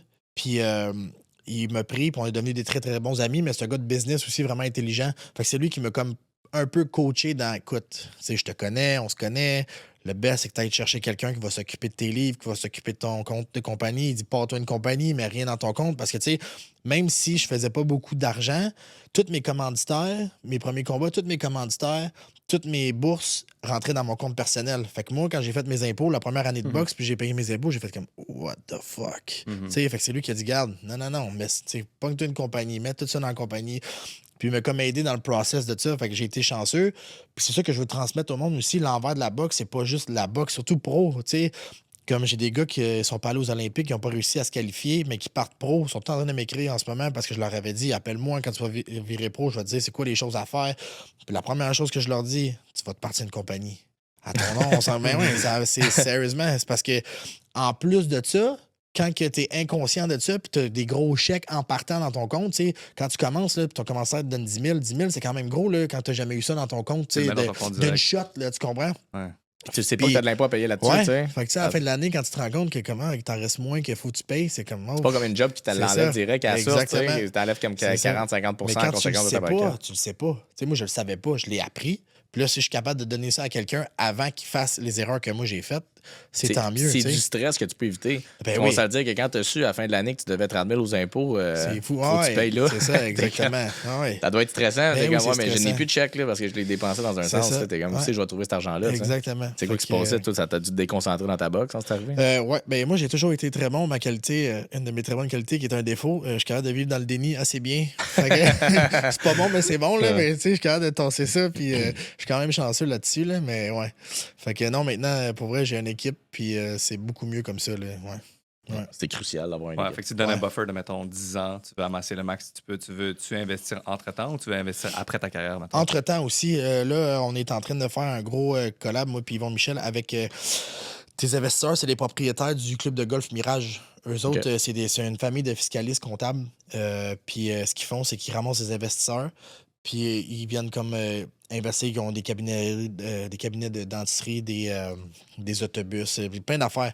Puis ils embarquent avec moi, puis on va comme partir une société en commandite qui fait en sorte que tous mes trucs reliés à la boxe, comme mettons là, il faut que j'aille un appartement en Floride, une voiture en Floride, un appartement ici, les sparring partners, il faut que je fasse descendre, il faut que je les paye. Tout ça, c'est toute la société en commandite. En dépense. Ouais, qui va commander. Ouais, c'est ça. Fait que ça sera pas de moi personnellement. Fait qu'en plus de te donner un profit sur l'argent du placement que tu fais avec eux autres, ils me donnent ça. Ils te permettent de passer toute ta dépense. Moi, je donne 40% de ma bourse à eux, puis eux, ils la placent. Fait que dans le fond, je vais devenir un investisseur avec eux. Admettons, quand je vais avoir assez de fonds avec eux, ça va faire ça comme ils vont investir. C'est tous eux qui s'occupent des joueurs de la NHL, les Québécois, les gars de foot pour leur argent, tout ça. Fait que c'est vraiment des. Un bel investissement, c'est un bel business. Ils ont vu la demande. Oui, exactement. Puis ils sont super gentils. Puis, tu sais, c'est un père et un fils. Fait que c'est vraiment nice le vibe familial. Le vibe, ouais, c'est ça. Je les adore bien gros. Ils sont super gentils. Puis je trouve que c'est Yvon encore qui m'a apporté ça. Puis comme il m'a dit, le gars, il m'a dit, gars, il dit avec ça, je te garantis que peu importe comment tu vas faire dans ta carrière, tu vas faire plus avec ça. Parce que plus que j'en mets, mieux que ça va être pour tout le monde. Fait que c'est juste des affaires qui se placent en ce moment, comme je vous disais. Là, tout se place pour assurer mon futur. Je trouve qu'il est très important aussi parce qu'on se le cachera pas en ce moment. À un moment donné, je vais vouloir une famille, je vais vouloir, c'était pas les fonds, c'est quoi? C'est du stress de plus, c'est des choses comme ça. Je vais avoir la tête tranquille, puis que penser à me battre, m'entraîner. That's it. Vas-y. Dans le fond, parlant de sacrifice, qu'il n'y a rien d'autre qu'il fait présentement. Je te l'ai dit que j'allais t'en parler un petit peu. Là, lui, il sortait avec Audrey, dans le fond, mon ami. Puis il s'est séparé, je sais pas si ça fait si fréquent ou peu importe, là, j'en parle pas. Mais ça fait partie des sacrifices que tu as fait. Tu peux-tu expliquer un peu la raison du pourquoi, qu'est-ce qui s'est passé dans ta tête? C'est comment ça s'est passé? J'ai réalisé qu'en ce moment, qu'est-ce qui s'en vient? Malheureusement, je vais me battre au Québec, mais je ne serai plus au Québec. Je vais être parti partout. Puis encore là, ça change tout le temps. Comme je vous dis, j'étais en Angleterre. Le lendemain, Tyson, il m'appelle, il dit hey, on s'en va finir le camp en Arabie. On aurait pu aller, quand j'étais allé en Floride, Tyson, il m'appelle, on a failli aller genre 4 jours au Bahamas s'entraîner parce qu'il était là. Et c'est toutes des affaires de même qui font en sorte que je suis tellement loin, distant, puis c'est tellement de sacrifices qu'il faut que je réfléchisse que malheureusement, ma relation n'est copée parce que j'étais plus là. J'avais l'impression qu'elle m'attendait parce qu'elle a vu son quotidien. Elle m'attend, elle s'ennuie, c'est normal, on s'appelle. Puis là, à un moment donné, le temps il avance, puis je me rends compte que je ne l'ai pas appelé de la journée, puis je suis tellement concentré sur mes affaires. Puis là, ça a comme. Ça, tu te sens mal. Ouais, c'est ça, ça s'est éloigné. Tu dis, exemple, là, la semaine prochaine, j'en reviens, mais là, comme tu dis, Tyson Fury t'appelle, vous allez 4 jours au Bahamas. Exactement. Là, elle attendait ce moment-là depuis un mois. Ça fait un mois qu'elle t'a pas vu, exemple. Tu déçois quelqu'un. Tu déçois encore, puis c'est comme déception par déception. Ça mal, ça joue dans ta performance. C'est ça, exactement. Fait que c'est comme un cercle qui est arrivé. Puis pour moi, honnêtement, c'est juste trop à un moment donné. Puis j'ai comme, encore là, c'est un sacrifice. J'ai décidé de penser à moi puis faire comme gars, il faut que je donne tout dans ce sport-là. Puis c'est ça que j'ai fait. Fait qu'on on est quand même des très bons amis aujourd'hui. C'est sûr que c'est pas facile pour elle non plus. Pour moi non plus, ça n'a pas été facile, mais elle comprend aussi, elle est très mature comme personne. Elle comprend que je l'ai fait pour moi, puis mon cheminement personnel face à la boxe aussi. Là. Fait que c'est ça. Ouais, je peux vraiment relate à ce que tu dis. Là. Quand je voulais devenir pompier, on me disait que le taux de placement, c'était comme de 4 %. Personne ne peut être pompier. J'étais dans ma classe. J'étais comme, ça veut dire qu'il y en a juste un site qui va réussir à se classer. Tu sais. Fait que j'avais une blonde dans ce temps-là. Puis je disais, à Noël, on va aller dans le sud. Puis là, parce qu'à tous les jours, je m'entraînais, j'étudiais, je mangeais bien. Puis j'arrêtais pas de promettre à Noël. Là, tard, on arrive en décembre. J'ai reçu la convocation du test écrit. Pour la ville de Longueuil, que je travaille présentement à temps plein depuis 8 ans. Tu sais. Je me suis dit, aïe, comment je dis ça? Comment j'annonce ça? Là, j'ai dit, je peux pas, on pourra pas aller dans le sud. Là. Tu sais, on pourra pas aller dans le sud, c'était avec chaque Marie-Ève qu'elle s'appelait. Là. On pourra pas être dans le sud la semaine. Oui, je vais t'aider à étudier. Puis là, tu sais, moi, j'étais comme non, c'est impossible, j'étudie ça à la plage, je vais pas faire ça. Elle pleure, elle est déçue, elle était triste. Là. Puis là, ça a été dur, puis je me suis dit, aïe, puis là, je l'ai laissé. Tu sais. Ouais. Ça a été dur pour moi parce que je l'aimais gros, là, tu l'aimais énorme, mais tu te dis, c'est ton why. Là. Pourquoi tu fais tout ça? Tous tes sacrifices à tous les jours. Exactement. C'est ton big why, là, ton gros projet au bout. Là, puis tu sais que tu déçois, tu fais de la peine. Tu veux pas faire de peine non plus parce que t'aimes la personne. Surtout à quelqu'un que tu tiens. Là, exactement. Que tu apprécies. Ce qui était le mieux, c'est bizarre à dire, mais ce qui était le mieux pour la personne aussi, c'était que je me sépare. Absolument, oui. C'est ça qui est arrivé. Puis c'est con, mais moi, pour Audrey, on avait eu une conversation là-dessus. Puis c'est même elle qui me l'avait dit. Elle m'a dit, tu sais, elle dit, je comprends. Ça n'aurait pas marché. C'est vrai que ça n'aurait pas marché. Ça peut pas. C'était comme juste trop intense parce qu'en ce moment, tout se place, comme je vous dis, tout se place. Fait que pour que ça se place, il faut que je sois là à 500 % puis que ça soit tout parfait parce que la boxe, malheureusement, tu fais un step vers la droite. Admettons, comme mon prochain combat, c'est con, là, mais en octobre, je me bats en Arabie. Si je perds ce combat-là, il n'y a plus de combat en Arabie pour au moins 1 an de temps. Là. Tandis que si je gagne, je vais me rebattre, ça va monter, l'argent va monter, tout va monter, mon classement. Fait que c'est ça la boxe, c'est ça la réalité de la boxe. Fait qu'à chaque combat, à part si tu es dans le top 15 mondial, là, ça c'est différent parce que ta place est là, mais à chaque combat, pour te rendre là, tu joues littéralement avec ta carrière. C'est crucial. Oui, exactement. Pour ça, tu les vois brailler à la fin du combat, ça, ceux qui partent. Mais oui. À quel point elle fait des sacrifices, là, il me dit à un moment donné, il n'y avait même plus de sexe là, parce que c'était. Ouais, mais ça, j'étais fou. Le sport, c'est très superstitieux. Ouais, j'étais fou dans la tête. Mais c'est parce que, écoute, en vieillissant, honnêtement, tu te rends compte que des vieilles affaires dans même, c'est pas vrai, là, mais pendant un bout. Mais tu veux tout mettre les chances de ton bord. Il y avait de l'abstinence pendant quasiment 4 semaines là, de rien, puis ouais. Parce que tu disais que sinon, tu n'allais pas performer assez. Ouais, puis... tu sentais, c'est menti. Là, quand tu réussis, après, tu dis, faut rien change de ce que j'ai fait. Ça. Quand tu es célibataire, oui, c'est le fun, mais c'est de l'énergie aussi. C'est de l'énergie. Le lendemain, je m'entraîne pareil. Tu sais, même si je suis ici, je suis en comme semi-vacances, mais je peux pas arriver à mon camp d'entraînement puis pas être en forme parce que le 8 semaines, il va y avoir 2 semaines de rattrapage. Puis moi, j'aime pas ça. Puis j'ai l'impression que mon 6 semaines, il est trop court. Fait que j'aime ça. Arriver là-bas, puis on part, je suis déjà en forme. Fait que tu sais, je m'entraîne quand même 2 fois ici, même si c'est pas aussi intense, c'est quand même 2 trainings. Mais tu sais, tu t'en vas souper, du vin, tu sais, tu te couches tard, tout ça. C'est comme, on dirait que c'est comme une roue que j'aime pas tant. Ouais, exactement. Parlant de tes amis, ta famille, frères, sœurs, là, moi, je sais même pas, t'as-tu un frère, t'as une sœur? Moi, j'ai un frère à 24 ans. Et puis ton frère, il suit un chemin similaire à toi? Non, mon frère, il est très, très plus côté artistique, lui. Ouais, c'est ça, il est très bon gamer, il stream, vraiment, il est plus jeune, puis il est à Québec encore, avec ma mère. Ma mère, elle habite encore à Québec. Fait que c'est ça, il est livreur chez Puro. Lui, il a une vie bien simple, bien normale. Il est bien heureux avec sa blonde, son chien, puis... Tu vois-tu encore ta mère? Ouais, on s'appelle tout le temps, là, ma petite maman. Puis ton père, lui, il te suit pas mal partout. Ouais, il est avec moi tout le temps. Tout le temps. Ouais, mon père, il est comme rendu mon gérant, en fait. Là. Je l'ai mis là-dessus parce que... Comme que je te dis, vu que ton gérant, ton père? Ouais. Yvon Michel l'a formé un peu comment devenir un bon gérant. Puis je trouve que c'est le best parce que mon père, il vient de prendre sa retraite. Il faisait quoi? Il était policier, puis il était garde du corps pour monsieur, le premier ministre, dans le fond. Ah ouais? Ton père, là, c'est un monstre. Ah ouais, un gros gars, ouais. Fait que c'est ça. Puis mon père, il pose des questions que je penserais jamais poser. Que ce soit Yvon Michel, que ce soit commanditaire, que ce soit n'importe quoi. C'est des questions, je suis comme, ben oui, j'aurais dû poser ça, mais moi, je pense pas à ça. Ouais, moi, là, je suis excité, tu me donnes un projet, là, je suis comme, OK, go, j'embarque. Tu sais, je viens excité, surtout dans la boxe, c'est pour ma carrière, c'est pour me faire avancer. C'est malade, là. Fait que je suis comme go. Mon père, comme wow, t'as peu, là. Fait que là, il pose des questions, c'est quand, tu sais, il demande des preuves, des contrats, c'est pas juste des oui-dire, des choses comme ça. Fait que depuis que je l'ai, toute ma carrière, elle avance super bien aussi, là. Puis Yvon, il le forme très bien aussi pour, tu sais, savoir, parce que justement, il n'y a pas nécessairement l'expérience d'être un gérant de boxe, mais à date, j'ai rien à dire, là. Puis tu sais, c'est mon père, il a juste mes intérêts. Exact. C'est ça. C'est pas l'argent, c'est pas rien. C'est la plus belle retraite qu'un parent peut avoir, selon moi. Ouais, c'est ce que ton père est en train de moi, j'ai vivre, confiance en lui, les deux yeux fermés. Fait que ça aussi, tu pas un gérant que faut que tu payes par bourse, puis que lui, tu le sais pas trop, là, s'il est meilleur, il va aller ailleurs. Mon père. Ouais, c'est ça, exactement. Toujours mieux quand c'est la famille. C'est sûr, à part comme Britney Spears, là, mais tu sais, c'est toujours des extrêmes en tout. Là. Des extrêmes en tout. Le père de Mayweather, c'est un bel exemple. Ouais, exactement. Au début, c'est son oncle. Après, ça a été son père. Son père, exact. Ouais, c'est ça. Qu'est-ce que tu crois, mettons, des boxeurs, mettons, en Amérique? C'est qui que tu look up to? Comme, tu dis, genre, un jour, j'aimerais ça arriver là. Ben, tu sais, mes boxeurs en ce moment, gros boxeurs, honnêtement, avant de connaître Tyson, mon boxeur préféré, c'est Usyk. Usyk, c'est lui qui a battu Tyson. Là, j'ai un parti pris pour Tyson, c'est sûr, parce qu'on est proche, mais mon boxeur préféré, c'est Usyk. Sinon, j'ai fait un camp d'entraînement là en ce moment avec Jared Anderson. Il y a 25 ans, le kid, il a perdu malheureusement. De ce qu'on parlait, bourré de talent. Le combat allait bien, il s'est fait pincer avec un lucky shot, puis ça a été, il a changé le combat complet, puis il s'est fait knocker 3 rounds après.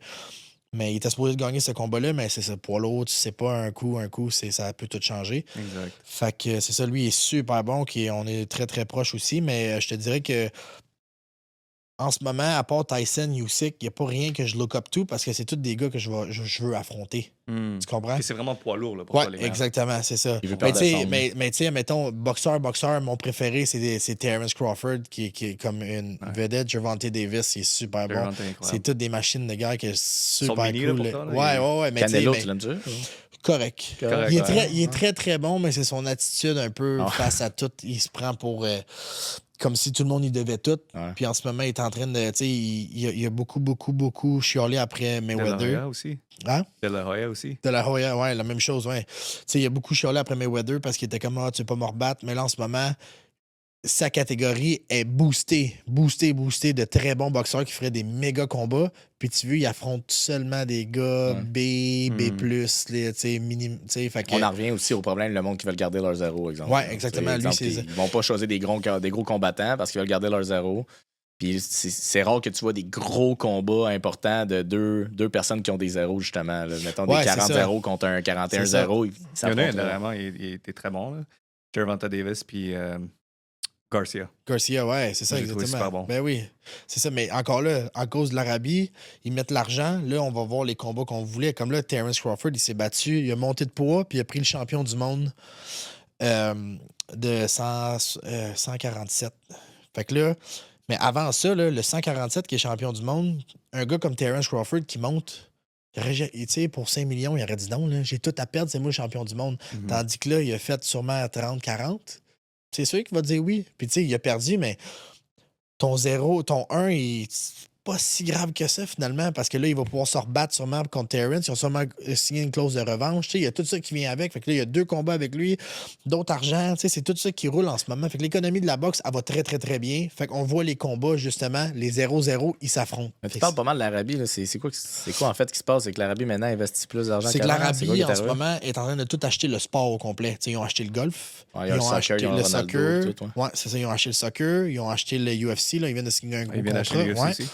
Fait qu'ils ont signé un gros contrat. Ils viennent d'acheter le UFC. Ils ont signé un contrat avec le UFC. Okay. Fait que là, ça va se passer avec l'Arabie. Ils veulent acheter le basket. Tu sais, moi, je l'ai rencontré, Turki à la mèche, puis c'est ça qu'il a dit. Il a dit que ils savent que le pétrole puis l'huile, c'est pas une ressource infinie. Fait qu'en ce moment, ce qu'ils font, c'est qu'ils sont en train de créer une autre économie avec le sport. Comme ça, quand il n'y aura plus rien de ça, il y a une économie qui va rouler. Fait que c'est ça qui se passe, sauf que ils ont tellement de moyens que dans le box, ça coûte cher, mais là, ils payent pour avoir ça. C'est comme l'autre fois, quand j'étais à Riyad, je suis allé voir un match de soccer, c'est la Coupe de l'Espagne à Riyad, en Arabie Saoudite. Je veux dire, il a fallu qu'ils payent pas mal de sous, sûrement, pour que ça soit là, tu sais. Fait que c'est fou, là, quand même. Là, ouais. Okay. C'est comme quasiment un boxeur retraité. Il faut que tu penses pour ton avenir en tant que pays aussi, au final. C'est ça. Un pays. La Chine, ça, eux autres, ils pensent 300 ans d'avance. Là. Absolument, ouais. Depuis tout le temps. Là, ouais, c'est ça. C'est fou. Là. Tout leur système économique est basé sur dans 300 ans quasiment. Là. Ouais. Dans toute l'avance sur plein des affaires. moment donné, ça va débloquer, j'imagine. On est aux États-Unis, je pense qu'il va donner le red flag là, pour eux. Sûrement, ouais. T'as pas vraiment parlé de l'Angleterre, là, mais l'Angleterre, ça, c'était quoi exactement? Parce que moi, je me souviens que je t'avais dit que j'aurais même voulu y aller. J'étais c'était dans un bout, j'étais quand même, j'aimerais ça y aller, mais je voulais pas te déconcentrer non plus. Puis je me suis dit, juste l'Angleterre, c'est là, t'en as dit. Puis si je suis capable de te voir en même temps, je pense que c'est quand t'avais rencontré Tyson, justement. C'était le deuxième camp, ouais. C'est le deuxième camp. Ouais, c'est ça. Je voulais juste voir, mettons, en même temps, je me suis dit, je vais le déconcentrer, je retournerai un autre moment donné. C'est que le premier camp, Tyson voulait le faire en Arabie complètement. C'est le fun de l'Arabie, mais c'est très, très sec. Très, très, très sec. Puis, tu sais, la bouffe est limitée aussi. Fait qu'on restait comme sur un gros resort. C'est super beau, mais tu mangeais tout le temps la même affaire. Puis ton 6 semaines, il vient long. Fait que quand il s'est coupé, puis on a cancellé, puis le combat a été reporté, on est seulement été 2 semaines en Arabie, les 2 dernières semaines, pour s'habituer au climat puis le décalage horaire. Fait que le reste du temps, on l'a fait dans la ville à Tyson, à Morecambe, en Angleterre. OK. Ouais. Puis ça, c'est une autre expérience aussi. Là, c'était malade. En Arabie, j'étais vraiment... On habitait tout le monde ensemble. En Angleterre, j'avais mon petit appartement à moi tout seul. Fait que j'étais à Morecambe, c'est une petite ville sur le bord de la mer. C'était super beau. Là. Fait que c'était cool. J'ai pu visiter un peu aussi. Là. C'était vraiment cool. Tu peux visiter quand même si tu t'entraînes pas mal. Là. Ben, tu sais, le dimanche, j'étais off. C'est sûr que je peux aller, mettons, à London ou à Manchester, mais quand même, j'ai visité la ville un peu. As-tu réussi à virer une petite brosse avec Tyson? Non. En camp d'entraînement, on est vraiment trop focus. Ouais, exactement. Ouais, c'est ça. Les deux excessifs, ça l'échapperait pas mal. Lui, c'était bon, je pense. Il a l'air pas pire. Ouais, vraiment. Puis là, pour l'Arabie, mettons, quand tu dis qu'il faut que tu t'acclimates là-bas, c'est qu'il doit faire humide, chaud. C'est sec. Okay, c'est l'inverse. Puis c'est le désert au complet. Fait que, tu sais, mettons, on a besoin de courir, on va courir dehors, mais après ça, tu te mouches tout le reste de la journée. Là. Tu sais, c'est toutes des petites affaires de même que je trouve. 2 semaines, t'es correct. 6 semaines, tu viens comme tanner un peu. Là. On dirait que tu respires plus fort. On dirait que tes poumons ils ont de la poussière dedans. Tu sais, c'est tout un peu. Ouais, fait qu'on n'est pas habitué. C'est difficile, ouais. Il y a des tempêtes de sable, hein, je pense, là-bas. Ouais, tempêtes de sable. Puis, OK, c'est pareil. C'est-tu quand même fréquent? Moi, j'en ai vu une. Puis, tu sais, j'ai été là peut-être 1 mois et demi en tout. Là. Mais c'est surtout qu'il fait 48 dehors. C'est God. Ouais, c'est fou. Là. Mais quand tu te bats, c'est climatisé? Ouais, c'est climatisé. Dans des places climatisées. Ouais. Pas dehors, là, c'est quand même 48, là. Ouais. Puis tu sais, pas d'humidité, là, c'est sec. Ouais. Là, parle-nous de ton prochain combat. Ouais, je suis supposé je vais me battre le 12 octobre en Arabie Saoudite. C'est en sous-carte de Bivol puis Beterbiev. Fait que c'est comme un gros combat. Puis je me bats là, ça va être mon premier combat en Arabie aussi. Tu sais, en m'associant avec Tyson, son manager, il est comme devenu mon manager un peu... international. Fait Yvon, Michel, puis lui, ont une très belle relation. Puis ensemble, ils vont comme me booker des combats ici et là-bas aussi, parce que le manager Tyson, il est très connu là-bas aussi. Fait qu'il est très pesant. Fait qu'il me trouve des combats et il me place sur des cartes aussi. Fait que, tu choisis-tu un petit peu ou c'est vraiment juste eux qui choisissent le boxeur? Dans le fond, ça, c'est la job du coach, puis ils vont. Fait que dans le fond, eux autres, là, ils me disent, gars, t'as un spot sur le combat. Fait que là, ils vont nous donner un choix de combattants, tel. Puis là, après ça, Sugar Hill. Puis ils vont checker le combat. Puis pour moi, mon évolution, mon expérience, qu'est-ce qui serait le meilleur? Parce que c'est tactique. Là, exactement. Il faut que tu affrontes un peu de tout. Faut que tu aies des combats stratégiques aussi. Il faut pas que tu aies une fiche montée, que tu as juste affronté des nobody, mais il faut que tu aies au moins que tu aies affronté des cogneurs, des gars vite, des gars slick, des gars rapides. Ouais, c'est ça, exactement. Pour que quand tu arrives justement face à l'élite, tu aies déjà eu un peu le style contre quoi tu as affronté. Habituellement, tes sparring partners que tu choisis sont supposés être un petit peu challengeant pour toi. Dans le fond, même que des fois, les sparring sont meilleurs que les personnes en tant que telles. Ce que tu essaies de faire, puis tu sais, encore là, pas au début, mais quand tu as les ressources nécessaires, tu essaies d'aller chercher des boxeurs qui ressemblent le plus à ton adversaire. Fait que tu sais, comme là, Usyk, lui, il est gaucher, slick, très bon sur la contre-attaque, très vite. Puis c'est un peu mon style. Fait que quand ils m'ont pris, c'est vraiment pour mimiquer le plus possible le boxeur. Tu sais, admettons, tu te bats contre un 6 pieds 6, tu n'auras pas t'entraîner avec un gars 5 pieds 11. Tu comprends ce que je veux dire? C'est tout ça, ouais, exactement. La mémoire musculaire, il faut qu'elle rentre. À peu près la même longueur de bras. C'est ça, même style. Un style similaire pour que ton corps y enregistre rapidement. Exactement, c'est ça. Il faut que tu t'habitues. Ouais. Dans ces situations-là, est-ce que toi, tu vas essayer justement de comme adapter ton style pour y ressembler plus ou au contraire, tu veux rester fidèle à toi-même, à ton style pour juste être encore meilleur? Parce que tu veux quand même gagner ton genre de combat de sparring. Ouais, c'est une très bonne question. En fait, la réalité, c'est que il faut que tu restes le plus toi-même parce que si tu essaies d'être quelque chose que tu n'es pas ou de le changer, tu es quand même face à des gars extrêmement dangereux. Fait que si tu fais ça, des fois, il y a des choses que tu vas faire que tu n'es pas habitué de faire. Tu vas peut-être manger une shot ou des affaires de même. Fait qu'il y a mieux les coachs que tu sois toi-même à 100%, même si c'est pas exactement le même style. La vitesse est là, le jeu de pied est là, puis je suis gaucher. Fait que ça va aller quand même ressembler en gros qu'est-ce qui va arriver. T'sais, c'est mieux qu'avoir un droitier, tu comprends? Vu que je suis gaucher. Fait que c'est une bonne question, mais ouais, faut que tu sois toi-même le plus possible parce que sinon, ça va être ça sera pas un sparring à la hauteur de qu'est-ce que tu es capable de donner. Faut vraiment que tu donnes ton maximum. Ouais, exactement. Malgré tout, toi, tu t'améliores là-dedans. T'sais. Exemple, que là, le gars, il sait déjà quel boxeur qu'il va affronter. Tu as un style similaire, fait qu'il sait déjà un peu comment t'affronter. Il s'habitue à toi, mais toi aussi, tu t'adaptes. Puis tu veux gagner un peu. Fait que tu dois développer des trucs pour réussir à le percer. T'sais. L'expérience aussi en soi. Je veux dire, je regarde mon premier sparring avec Tyson, puis mon dernier que j'ai fait, c'est complètement différent. Jour et nuit. Là, au début, tu es comme, hey, comment je vais performer contre ça? C'est une machine. Plus que tu y vas, plus que tu adaptes des trucs. Puis justement, Sugar me donnait des trucs comment faire. Puis c'est vraiment de l'apprentissage. La boxe, c'est un sport de perfectionnement. Jamais, tu vas être parfait. Tu as toujours de quoi travailler, du détail, ton pied, une idéologie différente que qu'est-ce que tu es habitué. C'est pour ça que des fois, être trop souvent avec le même coach, tu perds des choses parce que tu regardes ça comme ça. Tandis que avoir un œil extérieur qui vient, il va voir des choses, ça va changer. Ah, ben oui, ça change tout. T'sais, c'est des petites affaires de même aussi, la boxe. C'est con, mais ça me fait penser au golf. Le golf, c'est la même chose. Tu commences le golf, t'es pourri, il n'y a rien de naturel, puis tu pratiques, mais à chaque fois que tu pratiques, tu es un peu mieux, mais c'est jamais parfait, puis c'est un sport de perfectionnement, c'est la même chose. Ouais, exactement. C'est une belle analogie, je trouve que j'utilise souvent dans toutes les sphères de la vie, c'est que même si tu es le meilleur dans ce que tu fais, tu as toujours besoin d'un œil externe. Ouais, Comme Mayweather, c'est un des meilleurs boxeurs, mais il a toujours son coach. Oui, exactement. Parce qu'il voit objectivement. Oui, puis même que Mayweather, il y avait 3 coachs différents. Fait qu'à chaque fois qu'il faisait des pads, admettons avec son coach, il y a 2 autres coachs qui le regardent. Et toi, tu as 2 coachs. Oui, j'en ai 2. Ouais. C'est ça, parce que tu as encore Marc-André. Oui, Marc-André. Puis tu Sugar Hill. Oui, exactement. Okay. Fait que, puis non, c'est ça. Puis, tu sais, Marc-André aussi, il a commencé ça avec moi.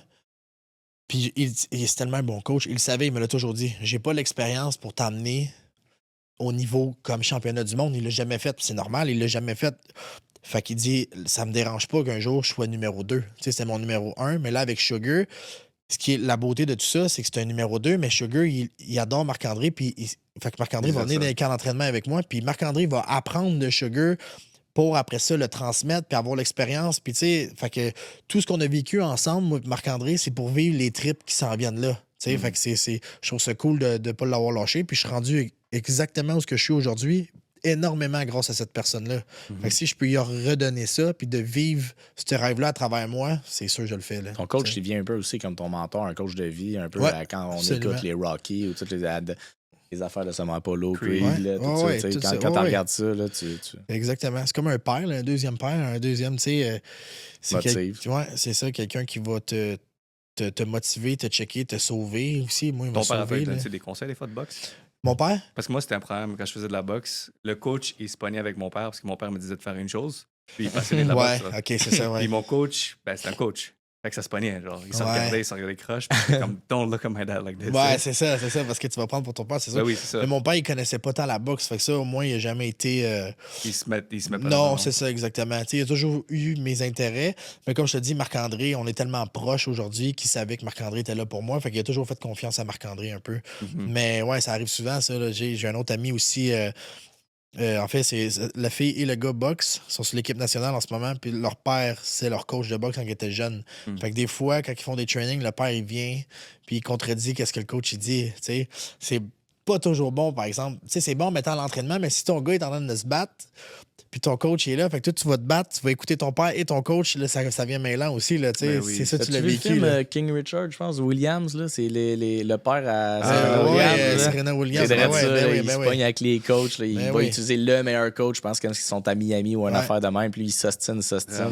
C'est une bonne comparaison. Ben oui, c'est ça.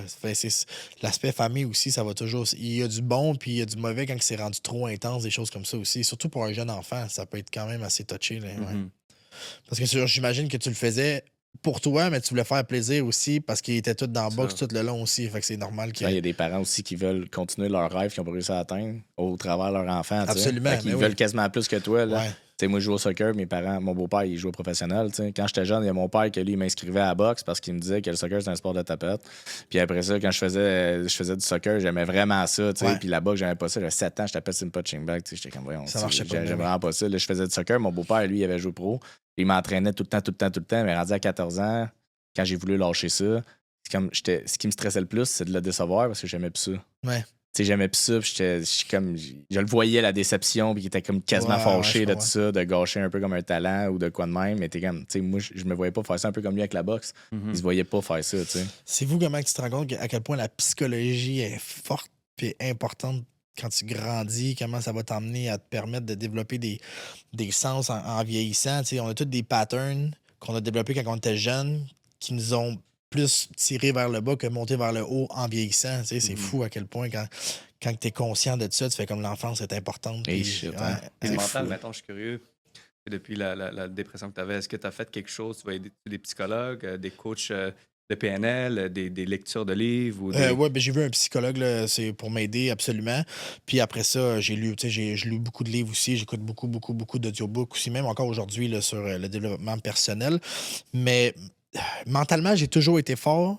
C'est juste que je laissais ça de côté pour vivre dans le moment présent, puis juste avoir du fun, puis pas penser à... Fait que quand j'ai décidé de switcher puis faire comme, gars, je me donne, puis je reviens... Pour vrai, ça n'a pas été dur. Tu sais, tu comprends? Ça n'a pas été dur. C'est juste que je l'ai fait, puis j'ai fait comme, wow, je suis capable de faire tout ça par moi-même. Tu sais. Après ça, quand tu vieillis, tu es comme, j'étais donc bien con, puis stupide, j'aurais pu jamais lâcher. Puis, mais en même temps, tu te dis, j'ai vécu tout ça, je suis rendu là en cause de ça. Fait que tu sais, c'est comme un 50-50. Là. J'aurais aimé ça l'éviter, mais en même temps, je suis comme, man, regarde où ce que je suis. Là. T'sais. Exact. Ouais. Ça a fait la personne qui est Exactement, aujourd'hui. ouais. Mettons, moi, je vais aller un peu plus dark. Mettons que tes plans, ils fonctionnent pas, puis ton prochain combat, t'as une mauvaise défaite, mettons. Ouais. Puis là, t'as une autre mauvaise défaite. Mettons, tu sais, le style de Adrian Broner. T'as vu son dernier combat? Ben oui. Lui, ça l'a complètement détruit, right? Détruit, oui, absolument. Il est plus pareil maintenant, aujourd'hui. Ouais. Non. Puis qu'est-ce que tu ferais, toi, mettons, dans cette circonstance-là? Ou tu l'envisages même pas? Ben, c'est sûr que je l'envisage pas, mais si ça arrive... Si tu y penses, ça va te déconcentrer sur ton goal. Là. Aussi, mais tu sais, je comme pense... le King Richard, là, le film, là? Il voulait jamais qu'il y ait l'esprit négatif. Non, c'est ça, exactement. Puis tu sais, tu l'as vécu aussi, tu t'es battu. Quand tu arrives avant un combat, dans ta tête, tu as toujours les mêmes questions. Si je perds, si je me fais knocker, si je parais mal. C'est ces questions-là, peu importe le combat, c'est ça qui se passe dans un camp d'entraînement. Okay. Dans un camp, quand tu t'entraînes pour un combat en vue, t'es ces 3 questions-là, c'est sûr. Puis pro, c'est encore plus parce que tu as la télé, tu as le build-up, tu as le weigh-in, tu as tout ça. Fait que tu t'es poses, si tu es capable de justement les tasser. Moi, par contre, ce que je fais, puis que maintenant, je les ai quasiment plus, c'est que je vais les affronter. Je fais beaucoup de visualisation dans ma tête tout le temps. Puis même que, tu sais, mon ex, justement, elle me reprochait les 2 dernières semaines. Pas à me reprocher, mais t'es complètement différent. Je réponds moins, je parle moins, mais je suis dans ma tête, je visualise. Je regarde toutes les possibilités, je regarde le combat. Tu sais, je fais face au combat. Il y a beaucoup qui n'y pensent pas. Ils sont comme, faut pas que j'y pense. Moi, je fais face. Puis on dirait que c'est là qu'à un moment donné, je fais comme, OK, toutes ces affaires-là, ça n'existe plus. Puis genre, je me regarde dans mon combat, je visualise qu'est-ce qu'on s'est entraîné, comment je vais faire. S'il fait ça, qu'est-ce que je vais faire. Puis c'est tellement un automatisme pour moi que je suis tellement concentré là-dessus que à un moment donné, j'aime ça. Je suis comme, OK, c'est bon. Si je fais ça, si je me fais toucher, je vais faire ça, tu comprends? Donc, ça arrive-tu souvent de la même manière que tu l'avais visualisé? Parce que très souvent. Okay. Très souvent. Moi, j'ai souvent visualisé des conversations de même. Anticiper une conversation de même avec quelqu'un, exemple, que c'est dans 2 jours. Ouais. Puis là, souvent, je dirige la conversation vers les réponses que j'avais envie de donner. Fait que je me dis, c'est un peu similaire dans le combat. Tu vas diriger ton combat en conséquence de ce que tu avais visualisé. Exactement. Tu vas lui donner un coup là en conséquence que tu veux l'amener à faire ça pour faire ça. OK. Puis ça arrive souvent, puis je pense que la visualisation, c'est une des choses les plus importantes dans toutes les sphères de n'importe quelle vie. Visualiser où ce que tu veux, tu sais, peu importe c'est quoi. Puis la boxe, c'est tu fais face à un être humain, OK? Mais ton être humain que tu fais face là, ça fait je sais pas combien de temps, mettons que ça fait 20 ans qu'il boxe. Les aptitudes qu'il a acquéries là, son réflexe sont coulés dans le béton. Fait que quand tu vois qu'il fait des erreurs ou des affaires, des petits trucs que tu es comme, c'est là, je pourrais le prendre, 98% des chances, dans le camp qu'il y a eu là, il les a pas améliorés. Tu comprends? Fait que ces choses-là, ces petits trucs-là que tu fais comme, sa main est basse, mettons, il va faire un crochet, pour au lieu de ramener sa main comme ça, il va descendre un peu, puis il va comme la monter comme ça. C'est des petites choses comme ça, mais ça, c'est des réflexes humain. Ces réflexes-là sont extrêmement durs à briser. Fait qu'en 6 semaines ou 8 semaines... Tu visualises ça. Ouais, les chances qu'ils l'ont comme... Qu'il n'a pas récapitulé, ouais, mettons. exactement, qu'il n'a pas réparé ça, ce réflexe-là, sont très, très, très minimes. Fait que souvent, quand il va faire le premier crochet, tu fais comme « Oh, il vient de le faire. Parfait. Fait que là, tu vas lancer un jab. Là, tu vas lancer un petit jab mou, comme si t'étais pas prêt. Tu relances un petit jab mou, il va faire le crochet, tu t'en vas le pincer tout de suite. Puis tu sais, 98% du temps, ça marche. Comme il y a des fois, ça m'est déjà arrivé, tu regardes le combat, le gars, il sauve tout le temps. Fait que là, on fait un combat où je mets tout le temps de la pression. Tu sais, on se pratique, je mets de la pression. Puis on commence le combat, et c'est lui qui rentre la pression, puis il a changé complètement de style. Fait que là, c'est de l'adaptation, ça aussi. T'es comme, oh fuck, OK, c'est un autre combat. Fait que là, tu te réajustes. Puis tu sais, mentalement encore là, t'es comme c'est pas grave, on s'en fout, tu te réajustes, mais ça, c'est les seules choses qui peuvent arriver, mettons, mais des défauts comme j'appelle des réflexes humains, c'est très, très, très, très dur à casser. Ouais, c'est ça. Si t'as pas fait, mettons, un 3 mois intensif, le casser, il va être là. Puis tu sais, des fois, ils vont essayer de le réparer. Puis là, les premiers rounds, ils le font pas. Plus qu'ils viennent fatiguer, plus que le combat avance. Le coude, il lève. La main, elle descend. Encore plus. Ouais, exactement. Ouais, toi, t'attends, tu vas attendre qu'il soit assez épuisé. C'est pour ça que des fois, tu vois des boxeurs qui s'emmagasinent pour des rounds plus loin. Puis là, sûrement que c'est justement, là, il voit qu'il est un peu plus faible, un peu plus fatigué, il a fait plus de protection. Puis là, après ça, il est comme, sûrement que là, le gars, un boxeur comme toi, là, tu viens de voir des signes. Puis là, tu vois qu'il commence à rentrer dedans. Là. Mon coach Sugar Hill, il me dit tout le temps, sois patient. Patient, force pas les choses, sois patient. Ton game plan, c'est quoi? Tu le suis, sois patient. Tu vois l'ouverture, t'es pas obligé de sauter dessus tout de suite. Souvent, les gars, ceux qui arrivent, ils veulent tellement le knockout, ils veulent tellement... Faut que tu sois patient, faut que tu le laisses tomber vers toi, ça va venir. Comme dans tout dans la vie, dans le fond. Oui, exactement. Les relations, sois patient. Patient. Cours pas après l'autre. Tu le laisses venir vers toi. Mais c'est comme ça dans tout. Même... une expression quand même vulgaire, mais facile que tout le monde utilise, et quand tu fais, c'est de la merde qui sort. Ah, j'avais jamais entendu. J'ai jamais entendu. Quand tu fais, c'est de la merde qui sort. Une raison de plus pour pas trop forcer le temps. OK. Tu sais, je l'avais. Faut attendre à ce que tout le monde connaisse. Fait que tu vas vraiment avec le flow. C'est une excellente qualité. Fait que c'est un art de visualiser, mais aussi de s'adapter. Parce que c'est un bon point que je voyais de Mayweather. Chaque fois, il y a quelque chose qui changeait, puis c'est un tactique. C'est comme un jeu d'échecs.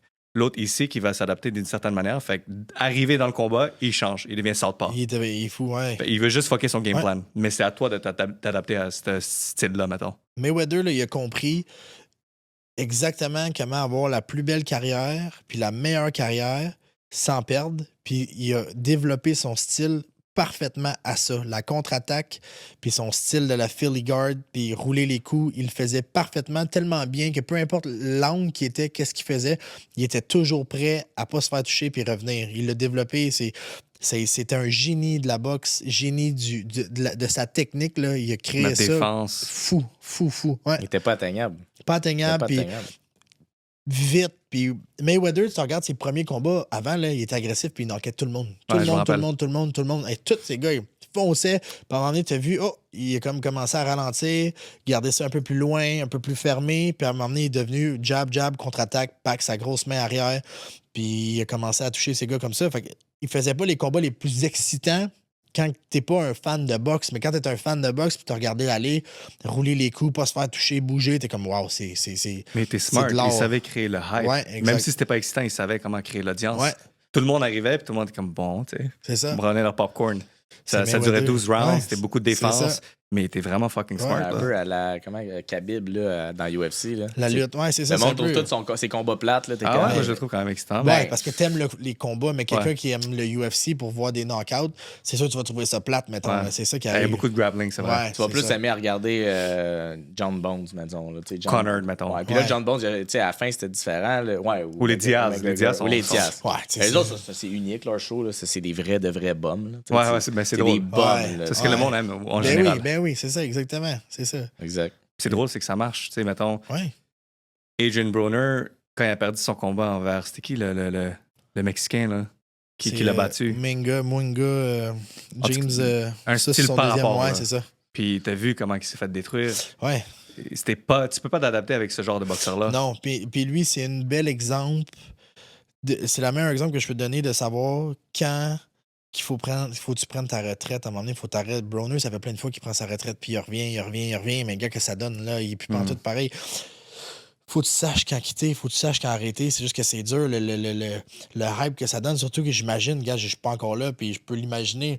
Quand je suis allé au combat à Tyson contre Usyk, l'engouement, le hype, l'énergie que ça donne, gagner une ceinture de championnat du monde, puis d'unifier les ceintures. C'est sûr qu'après, quand tu dis je prends ma retraite, tu barres la porte, tu t'en vas, ça doit être rough, là, revenir à la réalité. Là. Qu'est-ce que tu fais? Les enjeux. Ouais, l'adrénaline, tout ça. C'est où que tu vas la chercher? C'est ça qui est dur, là, de rester quand même quelqu'un de droit parce que tu veux pas aller dans l'excès non plus, dans le dark side, t'sais. Surtout pas à cet âge-là. Fait qu'eux autres, après ça, ils sont comme je vais refaire un combat, puis c'est le combat de trop, puis c'est ça qui arrive. Ouais. Là, il y a un bon combat qui s'en vient. Je sais pas de ton point de vue comment tu le vois. Terry Osias. C'est un gars que je boxais avec. Ouais, contre Jean-Pascal, ouais. Ouais, contre Jean-Pascal. C'est un très bon combat, surtout pour Terry. Terry, ça va le mettre sa map, ça, ce combat-là. 100%. Surtout s'il gagne contre lui, ça va être excellent. C'est une très belle idée. D'après toi, c'est quoi le outcome de ce Je pense que Terry pourrait battre Jean-Pascal. Ah ouais? Ouais. Si Jean-Pascal est Jean-Pascal, il va gagner. Par contre, si Jean-Pascal est le même Jean-Pascal que son dernier combat à Place Belle, je pense que Terry va gagner parce que le gars, ce qu'il a fait, c'est qu'il a stick and move. Puis Terry, il fait très, très bien ça. Ouais. Bouger, frapper. C'est vraiment. Il bouge bien. Ouais, il bouge. Il est très bon de distance. Puis Jean-Pascal a de la misère avec la distance. Il a toujours eu de la misère avec la distance. Kovalev, il a perdu ses 2 combats contre Kovalev. Puis c'est un gars très loin, très distance. Son dernier combat, le gars, il restait loin.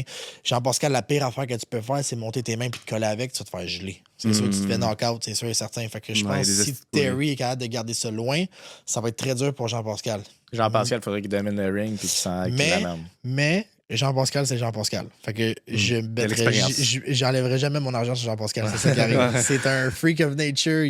C'est un wild card. Quand on pense qu'il est fini, il revient puis il redevient champion du monde. Je veux dire, c'est une machine. Là. Fait que jamais le prendre à la légère. Fait que moi, je te dis... C'est quasiment 50-50. Tout dépendant, tout dépendant comment Jean-Pascal arrive, là, je pense que c'est ça qui va changer la game. Ouais, c'est vrai qu'il soit lui-même, dans le fond, comme qu'il était avant et non comme ça. Ouais, exactement. Mais il n'a pas l'air stressé, en tout cas. Ça aide beaucoup pour un boxeur quand t'es pas stressé. Mais non, c'est ça, exactement. Je pense pas qu'il l'est. Mais Terry, c'est quand même un très bon boxeur.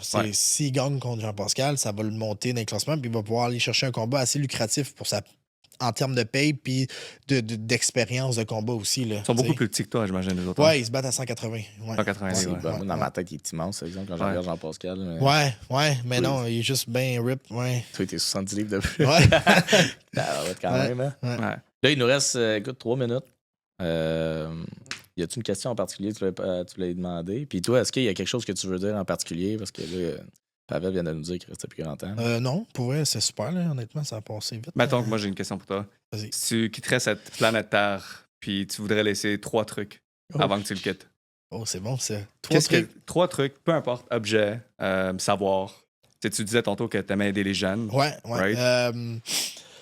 Ma persévérance, expliquer aux jeunes c'est quoi la persévérance puis de jamais lâcher, je pense que ça, puis, ou n'importe qui en a besoin. Je pense qu'aujourd'hui, on vit vraiment dans un monde où c'est très, très devant l'écran et les personnes sont pas aussi motivées dans n'importe quoi, que ce soit le travail, le télétravail, ça l'a pas aidé, le COVID, ça n'a pas aidé, mais de persévérer, je laisserais ça.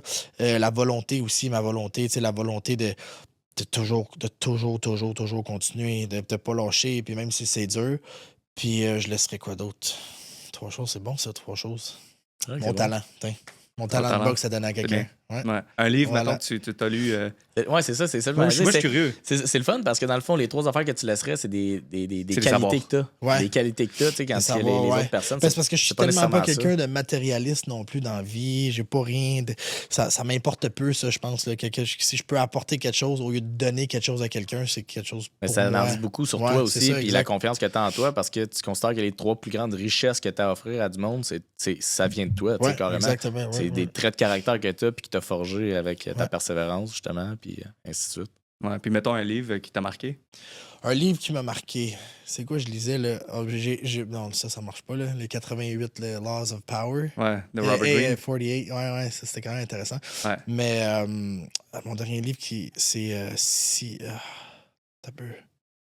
Je me rappelle pas. C'est sur la mémoire mentale, puis comment les gens te perçoivent, puis comment tu perçois les gens. How to make friends and influence people? C'est ça? Non, c'est pas ça. Comment se faire des amis en français, ça s'appelle? Ouais, non, c'est... Il est bleu. Ça va revenir. Écoute, ouais, va savoir, excuse-moi. Ben, J'étais sûr que si tu disais bleu, il sortait, lui, il doit lire. Ouais, ça aurait été fou, hein? Je viens de le finir, en plus. Mais si tu me dirais en anglais, mettons, je ouais. C'est vraiment comment que... Vous autres, vous le trouvez pas non plus? Non plus, non. C'est comment ton mental va faire percevoir les gens d'une autre manière. Comment le monde va te percevoir, toi, face à ton attitude mentale. Ouais, c'est super intéressant. pas grand-chose, mais écoute, on le mettra sur le lien dans le bio. On va mettre la photo dans la vidéo parce qu'on va l'avoir trouvé d'ici. Ouais, on va l'avoir trouvé. Je l'ai chez nous, je vais te l'envoyer en photo. Ok, ouais, tu vas l'envoyer en photo. Ton Instagram aussi. Alexis Baramba Barrière.